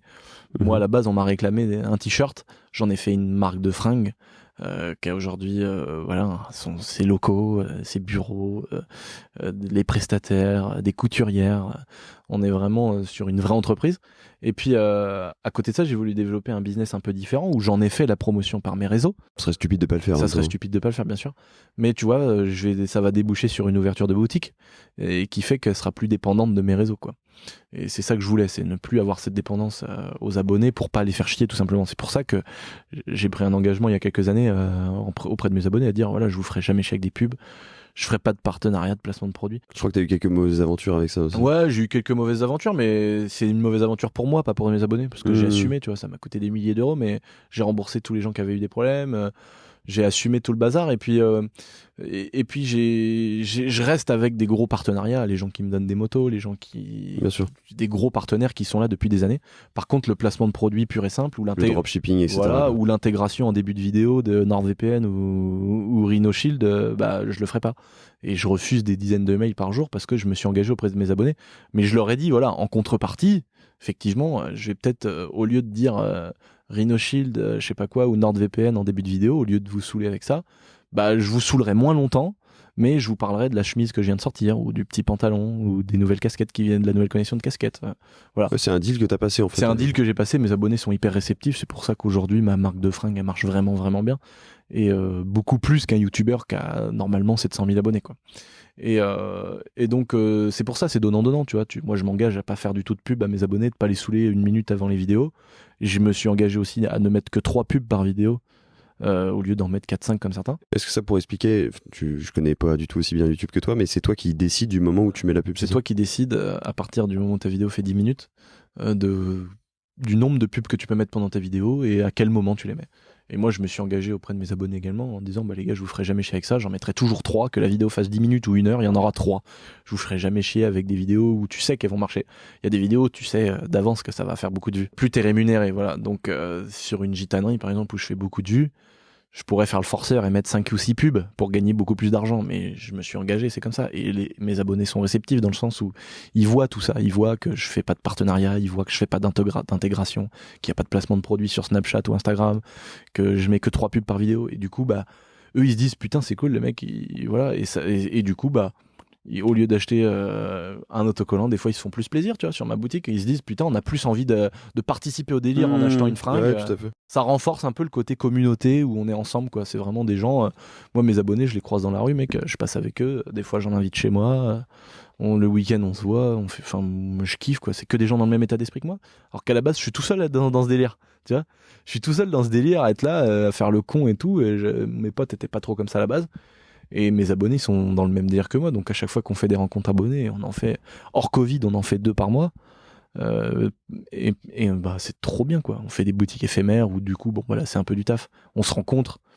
Et puis moi, je vends ma marque de fringues. On fait des rencontres motocross, on fait des rencontres moto d'enduro, on fait des parties d'airsoft. Donc en fait, ouais, tout est une excuse pour se rencontrer. Tout exactement. Simplement. Hors Covid, ça va revenir. Toutes les 2 semaines, je fais un truc avec des abonnés chez moi, quoi. C'est trop bien. Et puis en termes de business, voilà, j'ai ma petite marque de fringues, j'ai ma marque d'airsoft, et puis je travaille aussi pour d'autres youtubeurs, c'est-à-dire que j'ai des locaux maintenant avec un peu plus d'espace où j'ai acheté des machines et puis j'ai monté une boîte qui fait de la sérigraphie de vêtements, du flocage, de l'infographie, des autocollants, des posters.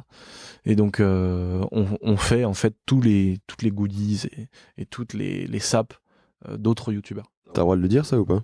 Avec qui je travaille? Ouais. Ouais, il y a. Ouais, bon, après, c'est des potes, tu vois. Il y a Lord Puma, il y a Sarah Lesito. Ok, Lord Puma. Ouais. Garage des blogs. Bah oui, tu sais que j'ai tourné un épisode avec Sad Ben Shabzi. Ouais, voilà. Lui, je l'ai adoré. Il est adorable, mec. J'ai trop été déçu par les youtubeurs ou par les gens connus parce que j'ai rencontré pas mal de rappeurs, de gros youtubeurs qui ont des millions d'abonnés. J'ai pas mal de fois été déçu quand même par certaines personnes qui ont un peu. Humainement, tu veux dire? Ouais, où tu sens que les gens ils pissent un peu au cul des cadreurs, tu sais, c'est moi la star, le cadreur, fais ton travail, fais-moi pas chier, tu vois. Je suis riche, machin truc, ça me fait chier tout ça, tu vois. Je suis un peu de voir les gens qui sont dans cette espèce de business là, de voir, tu sais, que sont menés par l'argent, la popularité, en disant moi je suis quelqu'un et pas toi, quoi. Le côté un peu j'écrase tout. Voilà, bon alors tu me diras, Sad il est pas millionnaire et il est pas ni en argent ni en abonnés, j'imagine, ou alors il cache bien son jeu, le salaud. Non, je te confirme. En tout cas, je lui souhaite à 2000%, mais c'est souvent les youtubeurs qui ont pas forcément 4 millions d'abonnés qui font un petit peu les restats.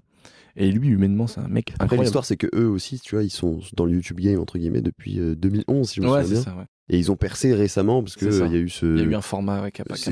C'est ce que j'explique d'ailleurs dans l'épisode, enfin ce que Sad explique dans l'épisode, donc vous pouvez l'écouter. Mais ouais, non, c'est super gay. Ouais, je pense que l'épisode doit être sympa et tu vois, je l'ai même pas écouté, donc je vais aller m'empresser d'écouter ce soir tranquillement. Ouais. Mais c'est quelqu'un que j'adore, qui est très sympathique, bosseur, mais putain d'une mentalité, quoi. T'en vois rarement des gens comme ça.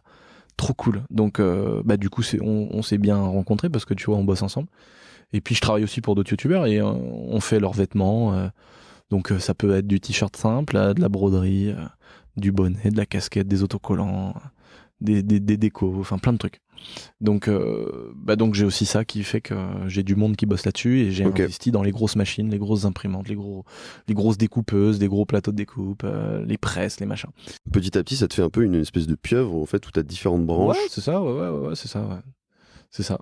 Et donc j'ai tous ces petits business là en fait qui me permettent de vivre vraiment dans un délire de vivre à la fois confortablement parce que c'est ce que je voulais. Moi en fait aujourd'hui j'ai la vie que j'ai voulu. À 26 ans, c'est pas mal quand même. Ouais, j'aimerais bien avoir plus. Hein. Tu vois, j'ai des gros rêves. Hein. Je veux un château. Bon, attention, c'est pas un château à 50 millions d'euros. Je veux un vieux château délabré que je vais refaire toute ma vie, mais j'aimerais bien. Il faut savoir que dans l'Ouest, parce qu'on est tous les deux dans l'Ouest, il y a beaucoup de châteaux qui valent pas grand-chose et que personne n'en veut en fait. Puis qui coûtent moins cher qu'un studio à Paris, quoi. Clairement. Et donc j'aimerais vraiment vivre dans un château. Mais bon, on parle d'un studio à Paris, ça vaut quand même 500, 600 000 euros. Ouais. Donc on est quand même sur une belle maison. Mais j'aimerais bien un jour pouvoir m'offrir ça, quitte à vendre ce que j'ai. Hein. Tu vois ce que je veux dire. Donc, mais j'ai tout un dossier qui est préparé. Je me suis fait refuser par une banque là, tu vois. C'est que le Covid a un peu mis des bâtons dans les roues à tout le monde. Mais j'ai ce projet-là, par exemple. Donc j'aspire à mieux. Encore heureux que t'as encore plein de rêves à 26 ans. Plein de rêves. J'ai envie de gagner plus d'argent, de faire plus de choses ouf. Mais j'ai pas les mêmes rêves que les gens qui gagnent de l'argent, quoi. T'as envie de te faire kiffer avant tout. Ouais, j'ai pas le rêve de taper des rails de coke sur des culs sur un yacht, tu vois. Ça vraiment, ça m'intéresse pas. D'aller lâcher 40 000 euros chez Gucci, tout ça, ça m'intéresse pas du tout, quoi. Moi, mon kiff, c'est de pouvoir acheter 15 Monster Truck, faire la course avec mes abonnés. Mais justement, pour revenir un peu sur l'automobile, cette fameuse Testarossa, qu'est-ce qui lui est arrivé en fait? Est-ce que on n'a pas fini l'histoire finalement? Eh ben, qu'est-ce qui lui est arrivé? Elle est finie, elle a été finie. Et puis j'ai roulé avec 3 ans. Et puis la personne est au courant, c'est une exclusivité. C'est vrai? Elle a été vendue. Waouh, j'ai une exclue. Ça, je l'avais dit, c'est pas ça l'exclu. L'exclu, c'est qu'en fait, il y a eu un problème avec l'acheteur. Et donc, elle est pas vendue. Donc, je suis toujours aujourd'hui possesseur d'une Testarossa. Ouais. Et t'as d'autres pistes? Bah ouais, c'était tout était fait. Hein. Oh là là. Carte grise rayée, tout le bordel. Oh non. Moi, je l'attendais les sous, quoi. Tu l'as pas vu venir celle-là? Non, mais je m'en fiche parce que j'arrive dans une période de ma vie où le kiff passe après le travail. J'aime beaucoup mon travail, mais en même temps, je kiffe en travaillant. Je fais mes vidéos, tout ça, c'est un bonheur. J'adore voir des commentaires de fou, les gens qui kiffent, que mon délire continue à prendre de l'ampleur. Et donc en même temps, tu vois bien, si je travaille le week-end, c'est pas trop grave parce que toute la semaine, je fais un truc que j'adore.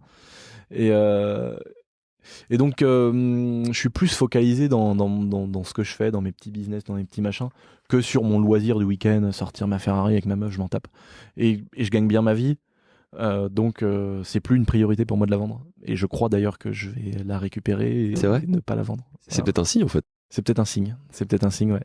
Mais je pense que je vais pas la vendre et la garder, la mettre dans un bel endroit, chez moi, dans mon salon, tu vois. J'ai vraiment envie de faire ça, de la sortir que de temps en temps. La petite pignole, le vrai mec qui a une Ferrari, tu vois.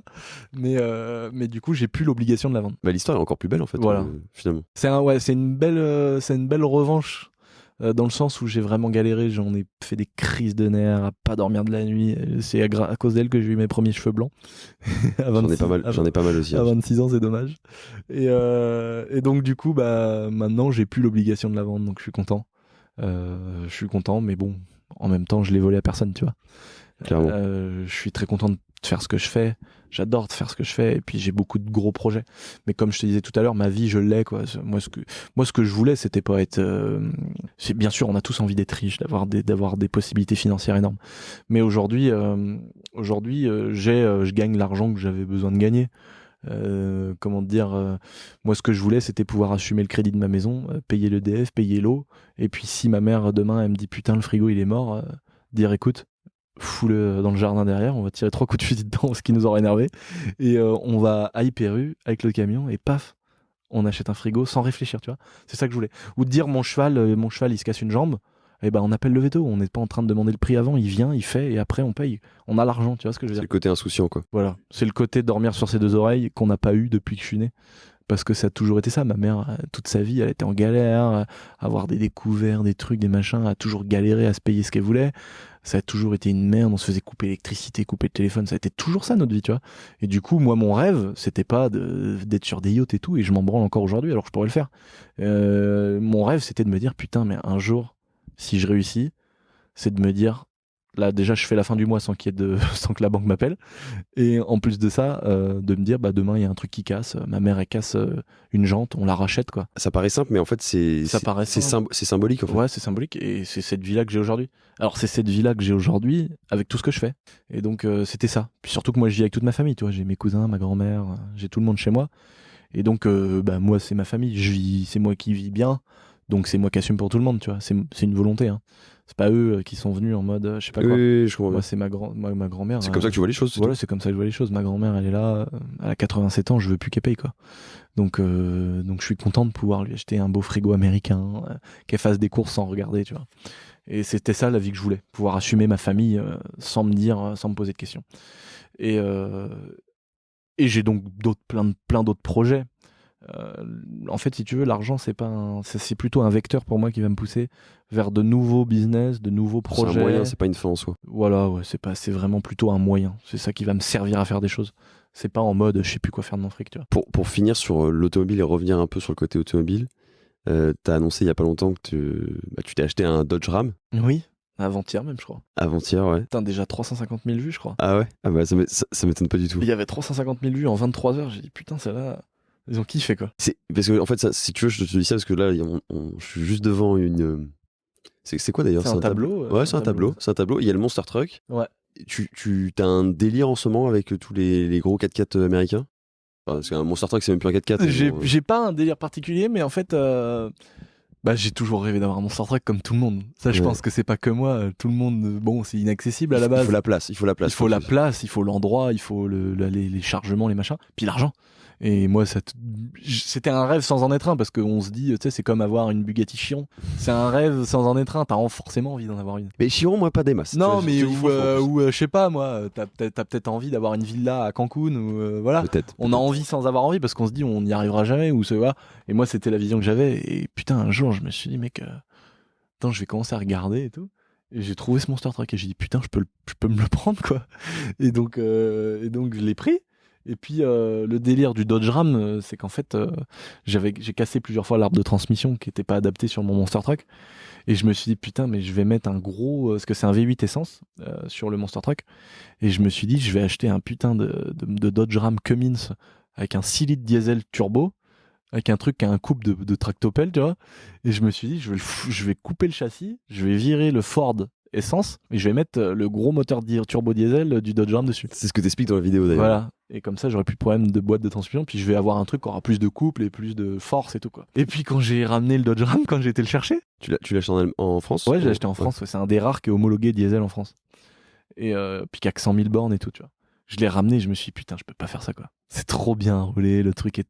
Puis je l'ai acheté en me disant, c'est un Dodge Ram, un vieux truc, 2003. Alors que moi, à la base, 2003, pour moi, c'est quand même des trucs récents. Et puis 2003, je me suis dit, bon, il doit être vieux, tu vois, 2003. Enfin, il doit avoir son temps, sans dire qu'il est vieux. Et en fait, le truc, il fait pas son âge, il est tout neuf dedans, il y a des boutons partout, il y a plein d'options, il marche trop bien, ça marche à mort, c'est coupleux. Et puis j'ai dit, mais mec, c'est impossible, je vois trop mes motocross dans la benne ou mes chargements de conneries pour aller au taf, je me vois pas du tout le mettre sur le Monster Truck et le gâcher, entre guillemets. Et puis il y a eu en 23 heures 1700 commentaires, je crois, sur ma vidéo qui me dit, mais mec, t'as trop raison, mets-le pas sur le Monster Truck, garde-le, c'est trop bien, ça te va trop bien. C'est trop rare, il y en a. Et puis j'ai découvert qu'il y avait surtout beaucoup de gens qui disaient putain, mon rêve. Ah, je savais pas, tu vois ça. Moi non plus, je pensais pas que beaucoup de gens enfin, ça pouvait être le Graal pour certaines personnes d'avoir un Dodge Ram, même si je kiffe, attention. Le Dodge Ram comme le Monster Truck, en fait, le point commun pour moi, c'est que c'est des voitures qui sont chères en consommation, qui sont compliquées à. Voilà. De toute façon, c'est pas une voiture, un Monster Truck. Non. Mais c'est si tu veux, c'est ultra pas pratique en fait. Ouais, et puis c'est gros et tout. C'est énorme. Ouais, c'est ça. Et puis, il y a la différence, c'est que si tu veux. Tous les véhicules essence aujourd'hui, moi j'ai le partenariat, enfin qui est plus un partenariat parce que c'est des potes et on a des projets ensemble, mais si tu veux, Shiftech, moi toutes mes voitures essence elles sont à l'éthanol. La R8 que j'ai payée à ma mère, on l'a passé à l'éthanol, donc tu vois, tout à l'heure j'ai été faire le plein, 27 € le plein d'une Audi R8. Franchement, tu vois, même si ton plein il fait que 350 bornes, t'en as rien à faire, quoi. C'est clair. À la rigueur, c'est le Dodge Ram qui va lui coûter le plus cher parce que c'est un diesel qui boit, mais bon, ça bouffe 16 litres au 100. C'est quand même pas non plus 40 litres. C'est du gasoil. Bon, ça va. C'est pas un véhicule que je vais sortir tous les jours non plus. Puis même si je l'utilise tous les jours, aujourd'hui, je peux le faire. Parce que c'est un véhicule que je vais mettre sur ma société. C'est la société qui va payer le carburant. Donc si tu veux, ça va pas être des frais perso. Donc entre guillemets, je peux me permettre de rouler avec régulièrement et de payer l'essence, quoi. Je pense qu'on peut pas finir cet épisode sans parler un peu de TDS. Parce que on l'a parlé très vaguement à un moment. On expliquait que potentiellement tu avais fait remonter le cours de l'Argus Oui. Des TDS. Oui. Est-ce que tu peux expliquer un petit peu tout ça par rapport à pour les gens? Comment t'expliquer dès le départ, ça a commencé très tôt avec mes vidéos où la TDS c'était la voiture du mec qui avait pas les moyens d'avoir une BM récente. Tu peux situer un peu la génération de BM que c'est? Moi, c'est 92-97. 1992 à 1997 à peu près, les séries 3 E36 TDS, quoi. 4 portes 2,5 litres turbo diesel qui fait 143 chevaux d'origine. Je pense qu'on a le plus grand spécialiste de TDS en ouais, France. Ouais. Ah, mon pote Babas, je crois qu'il est encore pire. Ouais. Je crois qu'il est encore pire. Et lui, il te sort les codes moteurs, enfin la taille du turbo, tout, il est fou. Et en fait, si tu veux, cette voiture-là, on les a eu au départ, comme je te disais, parce que c'était des voitures pas chères. Et donc, quand mon délire YouTube a commencé à prendre un peu d'ampleur, c'est des voitures qu'on achetait 100 euros, 200 euros, roulantes, et on faisait les cons avec dans les champs, et on les défonçait parce que, bon, voilà, une vidéo à l'époque, elle me rapportait 300 balles. Donc je me disais, bon, j'ai investi 200 euros dans une voiture, on est toujours en bénéfice, quoi. Donc c'était cool, on faisait les cons avec des TDS. Et puis est arrivé un peu comme le délire de la boiserie. Le délire de la boiserie, c'est qu'on a tellement détesté ces putains de boiseries dans les voitures qu'on a fini par les adorer. Et puis ça a fait pareil avec les TDS, on a tellement dit que c'était des voitures de merde, que c'était la voiture du mec qui avait pas les moyens. T'arrivais sur un rasso avec une TDS, t'étais un cassos, pas un cassos, mais les gens te disaient, mais mec, t'as pas d'argent, ils se foutaient de ta gueule, quoi. Et donc, moi, j'ai été ce mec-là qui arrivait sur les rassos avec des voitures un peu bizarres, des RHD, des machins, où les gens se foutaient de ma gueule. Et la TDS, c'était un peu ça au début. Et donc, du coup, nous, on en a fait un délire parce qu'on n'avait plus rien à prouver, tu vois. Les R8, Ferrari, machin, on les avait, les voitures de luxe, les trucs qui font baver tout le monde. Et donc, du coup, on s'en foutait de rouler un TDS. C'est comme aujourd'hui, tu vois, je pourrais avoir une Huracan, par exemple, tu vois, j'ai réfléchi à en acheter une, et puis en fait, je l'achèterais pas, mais je pourrais avoir une Huracan et faire le patron qui réussit. C'est sûrement lié aussi au fait que les voitures très récentes t'attirent moins. Ouais, c'est ça aussi, mais il y a aussi le côté bling-bling, que si j'avais eu l'argent quand j'avais 20 ans, j'aurais eu une Huracan, ça c'est sûr. Ouais, mais c'est pas la mentalité que maintenant. Voilà, aujourd'hui, c'est plus mon atout principal, c'est pour ça d'ailleurs que je me balade plus souvent en BX qu'avec mes autres voitures qui sont plus jolies, quoi. Et très beau la BX quand même. Ah bah puis elle est très belle, elle est magnifique. Et si tu veux, bah ouais, on a fait un peu comme aujourd'hui où je roule en BX alors qu'on pourrait faire mieux. On a pris des TDS et puis on a commencé à faire des projets sur des TDS. Puis on a commencé à chercher des TDS qui avaient pas de borne, qui étaient propres. Et puis on a fait des vidéos en disant putain, mais on a trouvé la plus belle TDS de France. Elle a que 300 000 bornes, elle a pas de rayures, elle a pas de cône, elle est neuve. Et alors on a commencé à mettre des combinés filetés, on a commencé à mettre des jantes en 17, commencé à mettre des paquets M3 devant, derrière, à faire des lignes d'échappement, à faire des reprogrammations. À modifier un peu les intérieurs, etc. Et puis, bah, quand tu montres ça à des vidéos qui font 400-500 000 vues, bah, t'as quand même beaucoup de gens touchés. C'est clair. Et puis sur 3 ans, t'as quand même vraiment beaucoup de gens touchés. Et donc, bah, ça fait beaucoup de gens qui se disent putain, mais en fait, si tu veux, le fait que moi j'arrive en disant mec, c'est la classe de rouler en TDS, t'emmerdes tout le monde. T'emmerdes le mec qui a fait ce crédit pour montrer à tout le monde qu'il a de l'argent alors qu'on s'en fout, parce qu'aujourd'hui le problème des rassemblements c'est de la pignole entre celui qui aura la plus belle voiture, ça veut dire celui qui aura le mieux sucé sa banque, et puis celui qui aura le plus de chevaux.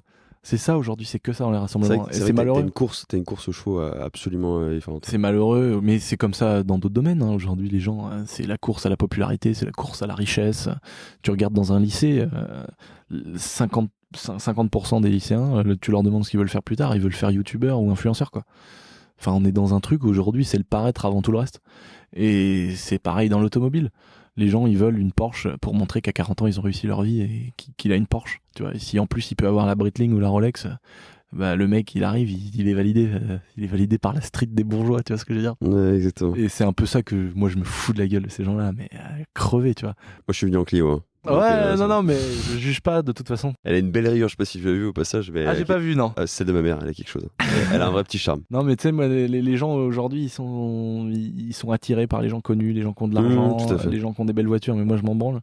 Moi, mes meilleurs potes, ils sont à découvert, et ils ont des voitures de merde, et c'est mes meilleurs potes, toi.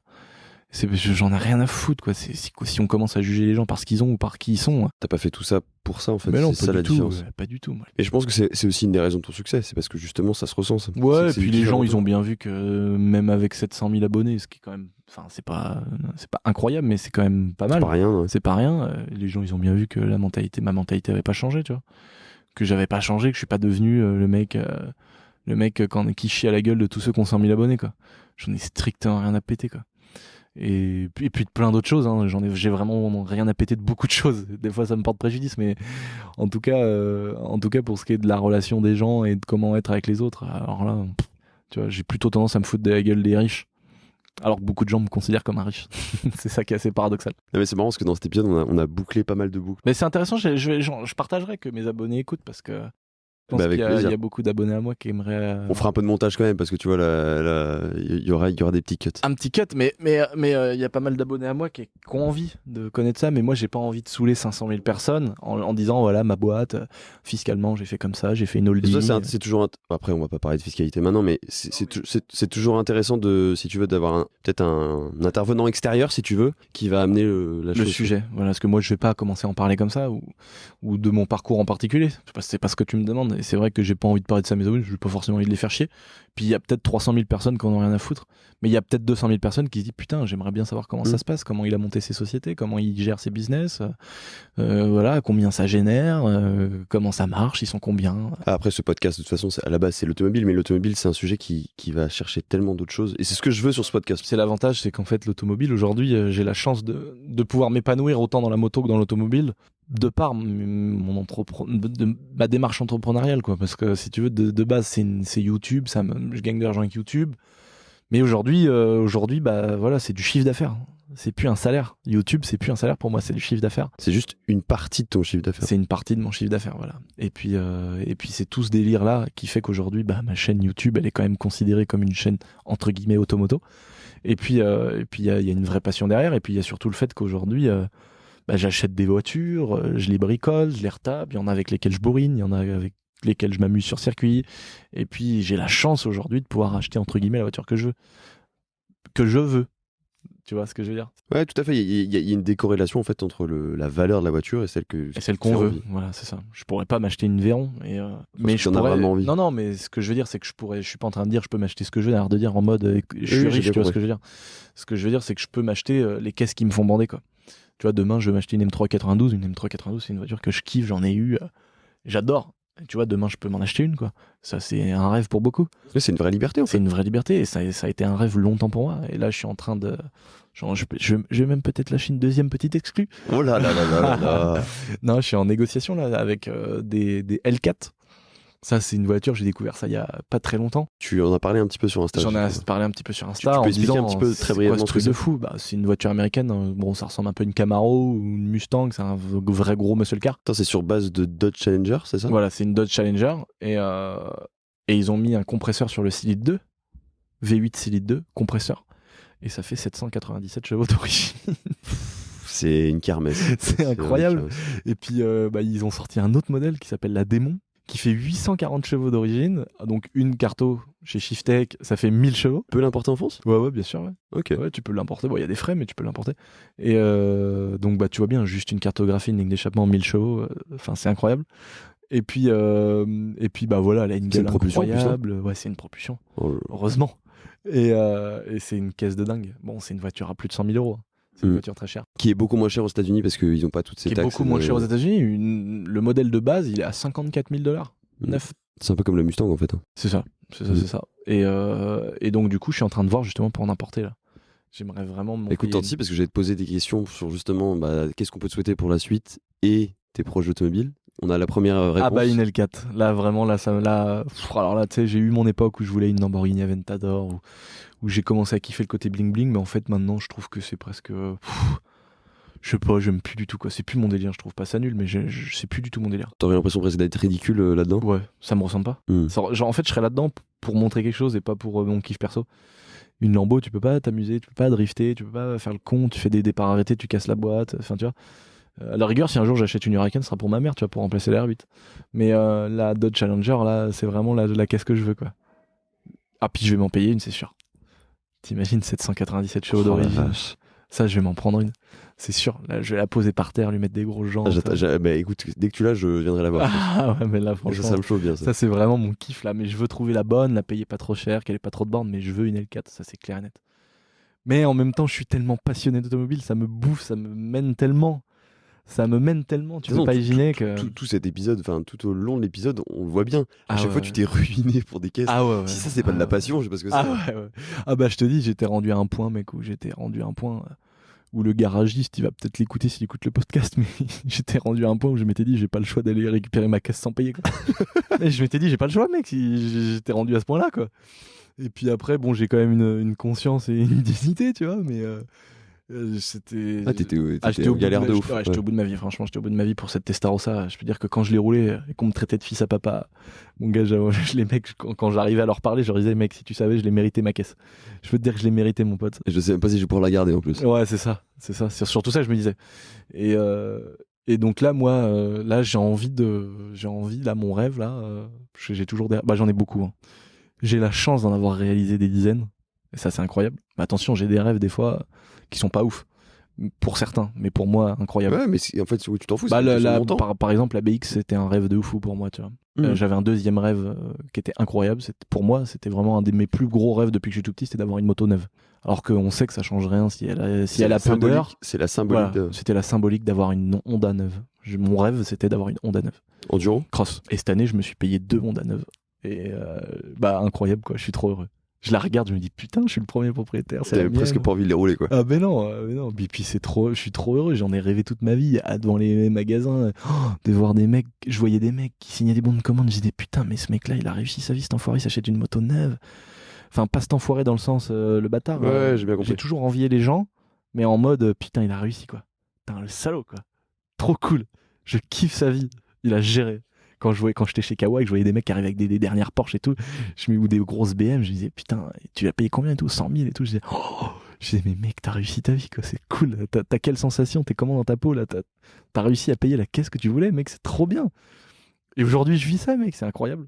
Je vis un rêve, hein, clairement. Tu viens rêver. Ouais. Ah ouais, mais j'en ai pleinement conscience, hein. Mais c'est génial d'en avoir conscience. J'en ai pleinement conscience et le kiff il est multiplié par 10, quoi. Parce que mec, je me pose des fois et je réfléchis et je me dis mec, putain, j'espère qu'un jour je vais pas me réveiller et qu'en fait c'était un putain de rêve tu vois, et c'est trop cool, quoi, de pouvoir... ma mère toute sa vie elle a kiffé la moto, elle a kiffé les Harley, je lui ai acheté une Harley puis je pourrais lui en payer une autre si elle veut. Enfin, c'est trop bien, mec. Et puis les rêves viennent en grandissant, tu vois. Au début tu rêves d'une 50, après tu rêves d'une voiture, après tu rêves d'une maison. Après tu rêves d'un local quand t'as ton business, et là mon local je l'ai acheté, je suis proprio, déjà c'est pareil, c'est un truc de fou pour moi. Et tu vois, j'ai pu faire les travaux, j'ai pu acheter un beau Sprinter pour les gars qui s'occupent des livraisons, voilà, pour mes colis. Enfin, c'est incroyable, quoi. Voilà. Bon, après, j'y mets du cœur à l'ouvrage. J'en doute pas une seule je seconde. pense que personne n'en doute, mais j'y mets vraiment du cœur à l'ouvrage parce que j'adore ce que je fais. Je suis content, je travaille avec une super équipe. Mais pareil, tout ça, je l'ai voulu et j'ai choisi les gens avec qui je travaillais de cette manière-là. Je suis arrivé déjà dans un style de management participatif, tu vois. Je suis pas le mec arrivant où tu m'appelles patron et tu te tais quand je te parle et tu fais ci et tu fais ça. C'est pas du tout ça. Les décisions, on les prend ensemble. Les gens qui sont concernés par les secteurs d'activité prennent les décisions eux-mêmes. Je peux valider certaines choses, mais il y a beaucoup d'autonomie. Il y a beaucoup de prises de décision en groupe où je suis même pas forcément des fois là. On fait des réunions, mais tous en commun. Que ça soit de la personne qui s'occupe simplement des emballages et qui envoie les colis à la personne qui gère un site internet qui fait plus de 2 millions par an. Bah, on fait des réunions tous ensemble. Parce que tu veux que tout le monde soit impliqué, en fait. Je veux que tout le monde soit impliqué. Comme je te dis, que ce soit la personne qui s'occupe juste des colis à la personne qui a beaucoup de responsabilités, qui est cadre dans ma société, ces personnes-là sont mises à la même hauteur. Il n'y a pas de patron, il n'y a pas de tu gagnes plus que moi, tu ceci, tu cela. La réalité des choses fait qu'il y a un patron et qu'il y a des gens qui gagnent plus que les autres. Mais l'ambiance, le style de management est fait pour que tout se passe bien. Et ça se passe comme sur des roulettes. Et je sais cadrer au moment où il faut cadrer, quoi. Et je pense que c'est ça qui va t'amener aussi à aller chercher tes futurs rêves, parce que t'en as plein. Ah ouais. Qu'est-ce qu'on peut te souhaiter du coup pour la suite? Et l'ouverture de mon magasin d'Airsoft, sans que le Covid me le fasse fermer et perdre de l'argent. Forcément. Et puis que mon magasin de moto finisse de se construire, parce que j'ai un bâtiment qui est en construction. Ce serait quoi comme moto? Off-road, trial, enduro, cross. Ok. Donc, putain, là c'est une grosse exclue, hein. Personne n'est au courant. Ah, c'est fou. Personne n'est au courant. J'ai 3 exclus, quoi. C'est dingue. Non, mais c'est rigolo. Voilà, c'est mon rêve premier dans le travail. C'était de faire ce bac mécanique moto SBTS vente pour réparer à la fois vendre des motos, sachant que je fais que ce qui me passionne. parce que j'ai le choix et j'ai la possibilité de faire que ce qui me passionne. Et ce qui me passionne aujourd'hui, c'est le trial parce que j'en ai fait, de l'enduro parce que j'en fais et du cross parce que j'en fais. Et c'est des choses que je maîtrise et que je connais par cœur. Donc j'ai envie de proposer des choses que je maîtrise. J'ai pas envie de vendre une machine à laver à quelqu'un et de dire je sais pas combien fait de litres le tambour. Par contre, une moto, je peux savoir les chevaux sans regarder la revue technique. Et donc voilà, c'est un beau projet, je pense, qui va voir le jour. Et au niveau perso, sur les voitures qui pourraient te faire kiffer ou les motos qui pourraient te faire kiffer, est-ce que tu as parlé de la L4 forcément, mais... Dans le côté travail, il y a mes ouvertures d'établissement. Il y a mon bâtiment que j'ai actuellement qui va peut-être devenir un énorme bâtiment un jour. Celui dans lequel on est maintenant. Que je garderai parce que c'est le premier, c'est symbolique, etc. Puis je le mettrai peut-être en location. Mais il y en aura peut-être un très gros, où je vais réunir plusieurs secteurs d'activité et développer d'autres choses. Et puis donc ça, c'est dans mes projets professionnels. Projet perso, automobile, j'ai envie de me faire un kiff incroyable, de me faire une collection de caisses que je mettrai dans mon showroom, dans mon futur grand local. Donc il y a une corrélation dans tout ce que je fais en fait. J'ai envie de me faire une TDS coupée. Donc c'est-à-dire de recarrosser une TDS. Voilà, c'est-à-dire de prendre une série 3 essence coupée, parce que les TDS n'existent pas en coupé, et de mettre toute la motorisation et tout de la TDS dans un coupé. Donc j'ai envie de me faire une série 3 posée par terre avec des belles jantes BB SLM en 17, flanc tendu, pack M3, toit ouvrant, intérieur Cobra. T'as déjà tous les acteurs qui pourraient te permettre de réaliser ce projet, etc. Tout. Il me manque l'argent, parce qu'en fait, je fais déjà beaucoup de choses, mais si je veux en faire encore plus, forcément, il faut plus d'argent, hein. Ça tombe pas du ciel. Encore une fois, c'est les moyens. C'est les moyens. Mais bon, ça, c'est des trucs incroyables, mais ça va être des beaux projets de vidéo. Et donc, oui, dans cette constitution de collection, je me ferai une TDS coupée. Il y aura ma BX. Tu seras le seul en France, même au monde, à avoir une façon. Peut-être. Oh, peut-être quelqu'un l'a déjà fait, je sais pas. Peut-être, je sais pas. Mais il y aurait cette TDS, il y aurait ma BX, il y aurait mon fameux Cayenne qui est en fin de restauration, qui va ressortir tout neuf. Qui a une première génération. Première génération, 3.2 V6, le plus détesté, mais celui que j'aime le plus. Et il y aura ma Testarossa, le Dodge Ram. Mais bon, ça sera plutôt un véhicule que je vais utiliser plutôt tous les jours. Ça sera très éclectique en fait. Hein. Ouais.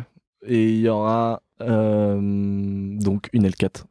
Je parle dans un futur en proche, moyen proche. Moyen proche, en rêvant surtout, parce que bon, je peux pas tout faire.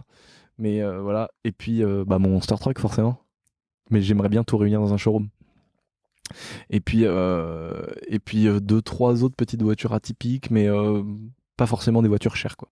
Écoute, c'est tout ce que je te souhaite, mais je ne doute pas avec une telle mentalité que tu vas y arriver. Ça prendra le temps que ça prendra. Et puis voilà, c'est pas... Ouais, puis c'est pas vital. T'as que 26 ans, ça va. J'ai que 26 ans, c'est pas vital, mais voilà.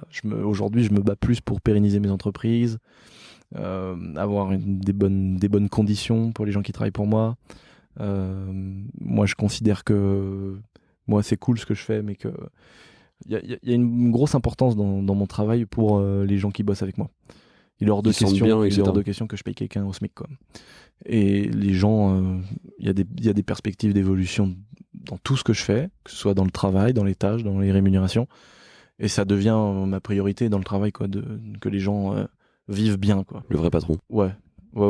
Parce que j'ai été simplement salarié avant. Et que même avec 1400 €, on fait pas mal de choses, mais quand on est rêveur comme moi et qu'on veut faire plein de choses et qu'on a plein de passion, parce que c'est aussi mon problème, c'est que je fais de la moto, je fais de l'enduro, je fais de la voiture, du circuit, du drift, de l'airsoft, je fais énormément de choses, et du coup tout ça demande de l'argent. Et les gens qui bossent avec moi, c'est aussi des grands rêveurs. Et j'ai envie qu'ils puissent venir au travail en M4 s'ils ont envie, quoi. Tu vois ce que je veux dire ? Ouais, totalement. Donc c'est pour ça que c'est des choses que je considère énormément, la rémunération au travail et les conditions surtout. Écoute, c'était un plaisir en tout cas de tourner cet épisode avec toi parce qu'on a couvert plein de sujets. Ouais. Mais non, c'était trop cool. Et puis merci de m'avoir accueilli. Écoute, je crois que c'est la première fois que je fais un podcast. Ça fait quelques mois que je réfléchis là, pas à me faire un petit studio et inviter 2-3 personnalités comme ça. C'est une autre exclu, ça, par contre. C'est une autre exclu. Ah, mais non, mais là, aujourd'hui, c'est les exclus. Non, mais c'est vrai que ça j'y réfléchis. C'est pas un projet, c'est plutôt vraiment j'y réfléchis, mais j'aimerais bien me faire un petit studio sympa, là. Puis prendre du bon temps, tu vois, inviter les gens, fumer une chiche, boire un coup, essayer des trucs, et puis parler de la vie des gens, écouter les gens. J'ai envie d'apprendre des gens, j'ai envie qu'on m'explique, découvrir des passions, découvrir des religions, découvrir des façons de faire. Voilà. Ouais, nouvelle culture, etc. Et puis n'oubliez pas, les amis, d'aller écouter ce petit podcast et puis d'en parler à vos potes. Ah bah c'est cool. Très important. C'est cool. Je pense que t'as beaucoup de de projets aussi, toi? Ouais. De ton côté? C'est pas ton podcast, mais peut-être qu'un jour, quand j'aurai mon studio, je viendrai te faire un podcast. Tu viendras. Je changerai de camp. Tu changeras de camp et tu viendras, tu nous expliqueras. Mais je pense que tu as beaucoup de projets, beaucoup de choses intéressantes à faire et puis beaucoup de gens à recevoir et beaucoup de sujets à traiter. Il y a tellement de sujets, c'est incroyable. L'automobile abrasse tellement de sujets différents. J'ai plusieurs questions d'ailleurs à ce sujet. Ça sera toujours autour de l'automobile ou tu veux, pourquoi pas, te diversifier plus tard? Ça y est, je passe de l'autre côté là. Pour l'instant, ce sera toujours automobile. Toujours automobile. Puis ça reste ma passion. Voilà. Si tu veux, c'est ce qui fait que je bosse tous les jours comme un acharné. C'est parce que justement, ça me passionne. Je te disais que j'ai pas dormi cette nuit. J'aurais pas fait ça si c'est pas la passion, tu vois. De toute façon, on est toujours plus performant quand on fait quelque chose qu'on aime. Hein. Bien sûr. Mais il n'y a même pas de débat là-dessus. Bah voilà. Enfin, j'en suis intimement convaincu. Et tu parlais tout à l'heure de vivre un rêve éveillé, tu vois. Mon rêve éveillé, moi, c'est tous les jours d'aller rencontrer des gens incroyables qui ont tous des histoires différentes. Mais l'automobile, c'est ça. C'est en fait, c'est le lien. Ça peut créer un lien entre un multimillionnaire américain avec un mec qui bricole des TDS. Un mec qui bricole des TDS ou un mec fan de Xara, tu vois. Ouais, bien sûr. En fait, c'est ça qui est incroyable. Bien, et c'est peut-être un des seuls objets au monde, à mon sens, qui peut permettre ça. Oui. Parce que t'as ce côté liberté, t'as ce côté mobilité, etc. Pour moi, c'est les sports mécaniques en général. Ça réunit beaucoup de gens.